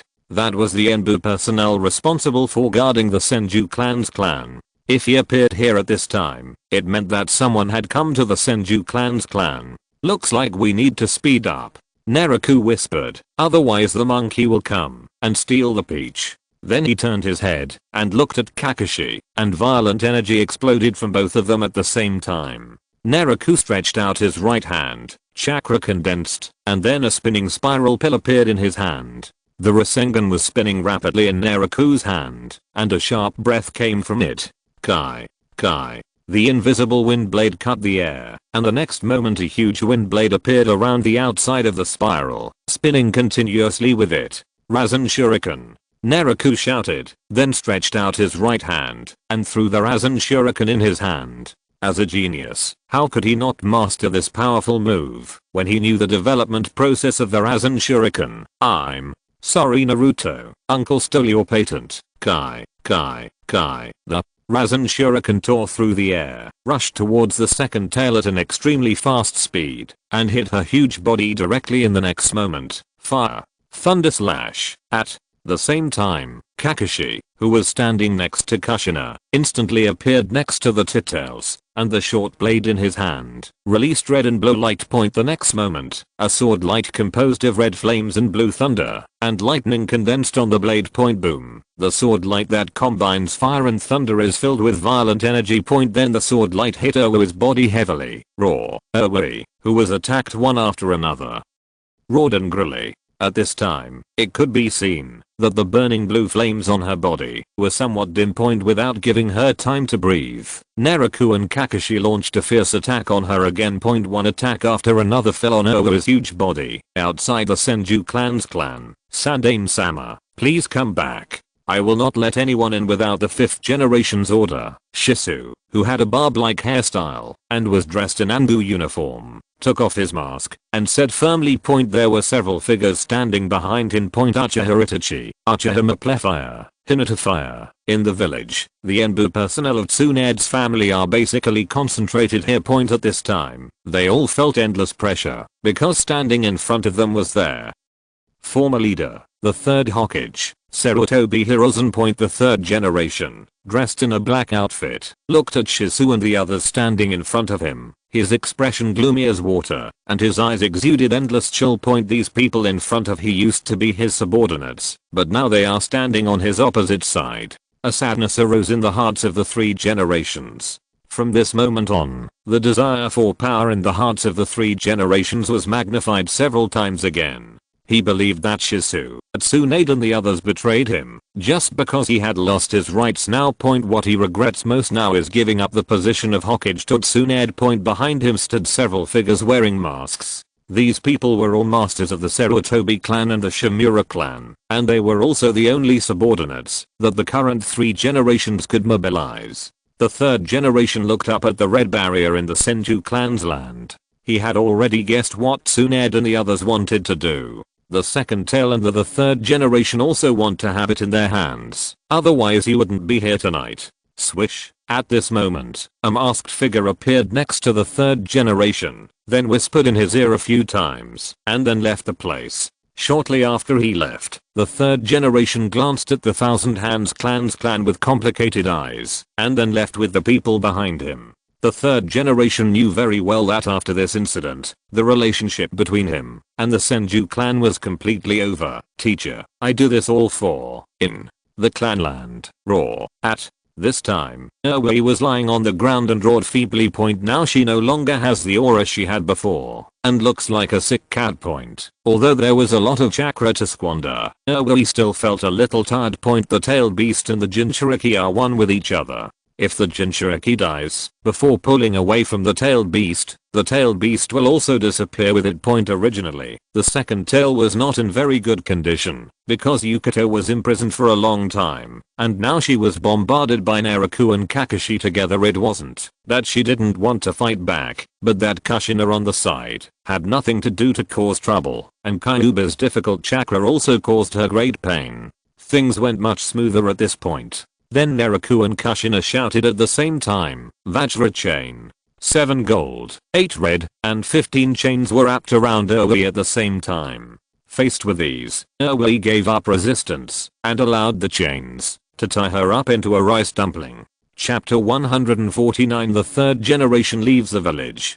3 days later, in an open space on the mountain behind Konoha, 2 figures, one silver and one green, shuttled together and bumped into each other. It was Kakashi and Gai. At this time, Kakashi was still wearing a black mask and a forehead protector covering his left eye. Although he looked the same as before, Kei felt an unusual aura about him. It seems you have succeeded, Kei whispered in his heart. The matter of Kakashi becoming the two-tailed Jinchuriki is a secret of Konoha village. In the entire village, apart from Naraku and Tsunade, only Kei knows about it. Even the 3rd generation only knew that Tsunade and the others had replaced the 2nd-tailed Jinchuriki, but he didn't know the specific candidate. Both Kakashi and Naraku had great trust in Gai, and this matter was not hidden from him. Konoha tornado. On the field, Kei shouted, raised his leg, and kicked Kakashi fiercely. Kakashi's eyes narrowed at this, his body tensed slightly, and chakra condensed on his feet. Just when he was about to use his strength to retreat back, his body suddenly stopped. Kakashi, what are you doing? Gai, who noticed Kakashi's abnormality, reacted immediately, and he forcefully took back his half-kicked right leg. Forehead. Looking down at the chaotic chakra on his legs, Kakashi smiled helplessly. Then Kakashi raised his head and said to Kei in front of him, Kei, please wait for me for a while, okay? Although he was a little confused about the situation in front of him, Kei still took a step back cooperatively. Then Kakashi sat cross-legged on the ground and stretched out his hand to pull up the forehead protector of his left eye. The next moment, the Scarlet 3 Magatama Sharingan exuded a coquettish light. Under Kakishi's control, the three black Magatama began to rotate rapidly, and then connected into a black windmill pattern moment. Kakishi's consciousness came to a strange place. Is this the consciousness space that Naraku said? Walking on the wet ground, Kakashi murmured, and then a huge red iron door appeared in Kakishi's sight point. In the center of the iron gate is a black whirlpool spell, which is the Bagua seal. Inside the iron gate, there was a huge creature with blue flames all over its body lying there. Two tails and another trip. Now Kakashi, like Naruto and Kushina, has officially become a Jinchuriki. At this time, you can see blue energy floating inside and outside the iron gate. It's just these energies that are interfering. Looking at the light blue energy in front of him, Kakashi murmured in his mouth point. Just when he was fighting K, he clearly felt a slight sense of stagnation in his chakra. Although it was not serious, this was unacceptable to Kakashi. The training with K was fine, but if he was in battle, this sense of stagnation might directly kill him. In addition, the art of flying Thunder God also has extremely strict requirements on the control of chakra. Scarlet eyes peered through the iron cage at her way inside. A sharp light flashed in Kakishi's eyes, and then he took a step forward and made an astonishing move. Point a squeak. The huge iron door was pushed open directly, and Kakashi strode in. In the clan of the Sarutobi clan, the third generation in a black combat uniform looked at the figures in front of him. A trace of determination flashed in his eyes, and then he turned around and left with a few people. Point in a hidden cave near the border of the country of Fire. Danzo, who was dressed in black robes, was here. He seemed to be waiting for something at this time, and he frowned anxiously. Soon after several figures stepped into the place. Although these people were all wearing masks, judging from the thin figure of the leader, they were none other than Sandai and his party. Humph, Hiruzen, you are still so slow in doing things, Danzo snorted. Although his tone was a bit unkind, some joy flashed through his heart after seeing the Sandaime and the others arriving. After a while, Danzo led them out of the cave and rushed in the other direction. Hokage's office. Shisu, who was supposed to be handling affairs in the Anbu, came here and reported some things to Tsunade personally. The Sarutobi clan, the Shimura clan. Sandai, take them out of the village. What are they going to do? At this time, Tsunade frowned and thought secretly in her heart. What Shizu reported to her was the fact that the three generations left the village. Looking at Shizu in front of her, Tsunade was a little at this time. Kakashi had just become the Tittel Jinchuriki and needed to adapt for a while. He could not go out on missions for the time being. Naraku's situation was even worse than Kakashi's, and obviously he couldn't be assigned a mission. Leave this task to me. Just when Tsunade was hesitating whether to let Shizu go out to perform the mission, a strong voice came from the darkness, and then a taller figure appeared in the office. The person with long white hair and red paint on his face was none other than Jiraiya. Jiraiya-sama. After seeing Jiraiya, Shizu bowed slightly and shouted respectfully. Most people in the village respected Jiraiya. In fact, Orochimaru was respected by many people before his defection. After all, any one of the three ninjas has made great contributions to Konoha. Orochimaru even competed with Minato for the fourth Hokage back then. After seeing Jiraiya appear, Tsunade's heavy expression softened a little. Maybe Tsunade herself didn't realize that her feelings for Jiraiya were getting deeper and deeper, especially now. After Jiraiya appeared, she unconsciously felt a lot calmer in the end. It was Jiraiya who took over the task of monitoring the third generation and their actions. After confirming this matter, Jiraiya set off directly on the spot. As for the task of protecting Tsunade, he handed it over to another reliable person. Boom.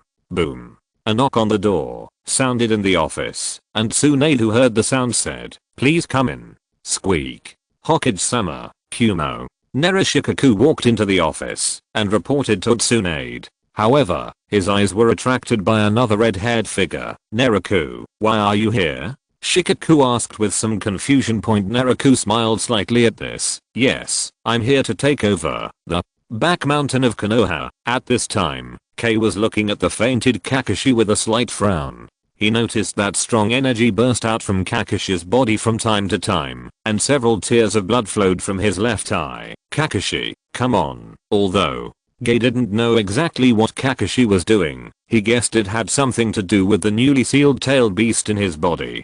Chapter 150 Muine Healing. The next day, before Tsunade came to the Hokage's office, Kakashi had already arrived here. From today on, he took over the task of guarding the Hokage. As for Naraku, he has more important things to do now. Point in the land of the Thousand Hands clan. Boom, boom. Violent noises came from here, and one was seen standing in an open space. Huge deep pits appeared on the ground around it, all of which were caused by Naraku. Point boom. Naraku clenched his right fist and swung it out fiercely. The wind of the fist shook instantly, and the air in front was blown away, making a sound of breaking through the air. Nowadays, he is more and more proficient in controlling the strange power, and can release the strange power with a single blow. Cool. Naraku breathed a sigh of relief, turned to a blonde figure not far away and asked, "Can we proceed to the next stage, Sister Tsunade?" "It's not even close." Although Tsunade's shadow clone said this, she was extremely shocked in her heart at this time. Although she created the strange power ninjutsu, even her own progress was not as fast as Naraku's. Naraku-sama's talent is really rare. Suddenly, a gentle female voice came from the shadow clone, and then a squirming insect appeared on her shoulder. The insect's back is blue, but its abdomen is white, and there are 2 white antennae on its head. It was Tsunade's psychic beast slug. "Have you summoned the slug?" At this time, Naraku's eyes were slightly closed. He had replaced his original eyes and lost the light again. However, although he couldn't see it with his eyes, he still felt the extra breath from Tsunade after opening Kaguya's inner eye. He had met Slug several times before and remembered her aura, so Naraku immediately determined her identity. Myomu Mountain, Landi Cave, Shigu Forest. These 3 places are known as the 3 holy places in the ninja world. Among them, Myomu Mountain appears the most in the original work, so Naraku knows it best. But precisely because of his understanding, Naraku always had a feeling that maybe Myomu was the weakest, but this was just his guess, and could not be determined. Because whether it is Landi Cave or Shigu Forest, in Naraku's eyes, these 2 places are extremely mysterious, especially Shigu Forest. There are very few descriptions of this place in the original work. But it is undeniable that Shigilin is powerful. Legend has it that all the slugs in the Shifty Bone Forest are just split bodies of the slug immortal. But even if they are just split bodies, these slugs still have powerful power. Even if Tsunade uses all the chakra to channel, it is just the tip of the iceberg of slug immortal. What a power. Naraku was very curious about this, and he also confirmed the news from Tsunade, that is, her psychic contract was inherited from the first Hokage, Senju Hashirama. What does this mean? It means that the powerful magic of the first generation probably came from Shigu Forest. And Naraku felt that the abnormal level Muji healing in the first generation was also closely related to the Shigao Forest. Muji healing is a treatment method that is more powerful than the recovery ability brought by tailed beasts. Regardless of any injury, as long as there is no death, the host can recover quickly. The jutsu of ninja creation and regeneration, created by Tsunade, is an imitation of the first generation Muji cure, but it is much worse in all aspects. In fact, this is also related to Tsunade's personal physique. Although she is a pure member of the Senju clan, the amount of chakra in her body is not as much as that of the first generation. In fact, in the entire ninja world, even among the Uzumaki clan, which is famous for its chakra capacity, there are very few people who can compare with the first generation in terms of chakra capacity. The chakra in his body is comparable to that of the strongest tailed beast, the Kyuubi. It is precisely because of the massive amount of Chitanla that the first generation was so powerful. Is mutant powerful? Powerful, but there is a limit to the power of wood release. After the death of the first generation, although there are not many people who can use wood release, there are still a few. But whether it was Tanzo and Obito who had the first generation cells transplanted, Yamato, or even Shirozetsu who had the first generation cells implanted in their bodies since childhood, they can all use the wooden release ninjutsu, but none of them can show the true power of the wooden release. No one. It's because they can't master wood escape, or they're not talented enough. No, it's none of these, so they don't have enough chakra support. Perhaps most people in the ninja world have been wrong in their evaluation of the first generation. The powerful one is not Mudan, but the first generation. The reason why the first generation was able to master the powerful medical ninjutsu of Muji healing was also due to the massive amount of chakra in his body. Just like Tsunade's ninjutsu to create regeneration techniques, Muji healing also requires a large amount of chakra to stimulate cells and accelerate the number of cell divisions so that cells can be rebuilt. Using this jutsu, you can even regenerate the body's organs and tissues. So Tsunade named this jutsu the jutsu of regeneration, because it is not recovery, but regeneration. This is why Tsunade needs to use Yinselan Beiheo jutsu to use the ninjutsu of creation and regeneration. Her own chakra cannot meet the requirements, whether it is Muji healing or creative regeneration. Naraku is very interested in these two ninjutsu, and his own chakra is also very powerful. Although it has not reached the level of the first generation, it is still far ahead of others. In today's Konoha village, if we purely talk about the amount of chakra, Kushina of the pure blood Uzumaki clan must be the most powerful. But now that her physique has been damaged, she has also lost a lot of chakra. The amount of chakra is no longer as high as before. And now Kushina personally admitted that the amount of chakra in Naraku's body has reached the level before she was injured. It is precisely because of this that Tsunade decided to vigorously train Naraku. In his opinion, Naraku's future achievements are likely to reach or exceed the level of his grandfather. And Naraku also has the blood of the Uchiha clan, and no one dares to ignore the powerful ability of the Mangekyou Sharingan. As for Naraku's blindness due to too much use of the Mangekyou Sharingan, Tsunade already had a plan to deal with it. That is to master the ability of Muji healing. Muji healing, the ability to regenerate body organs. How could it not be able to restore blind eyes? It's just that Obito will also have side effects when using the Mangekyou Sharingan, but he has a strong self-healing ability after moving the first generation cells. This ability can help him repair the side effects of the Mangekyou at any time. End of this chapter. Thank you very much for reaching the end. Don't forget to like. Looking for more exclusive content and immediate access? Subscribe to our Patreon. Remember, every like, subscription, or donation encourages us to continue. Thanks to everyone. See you in the next video.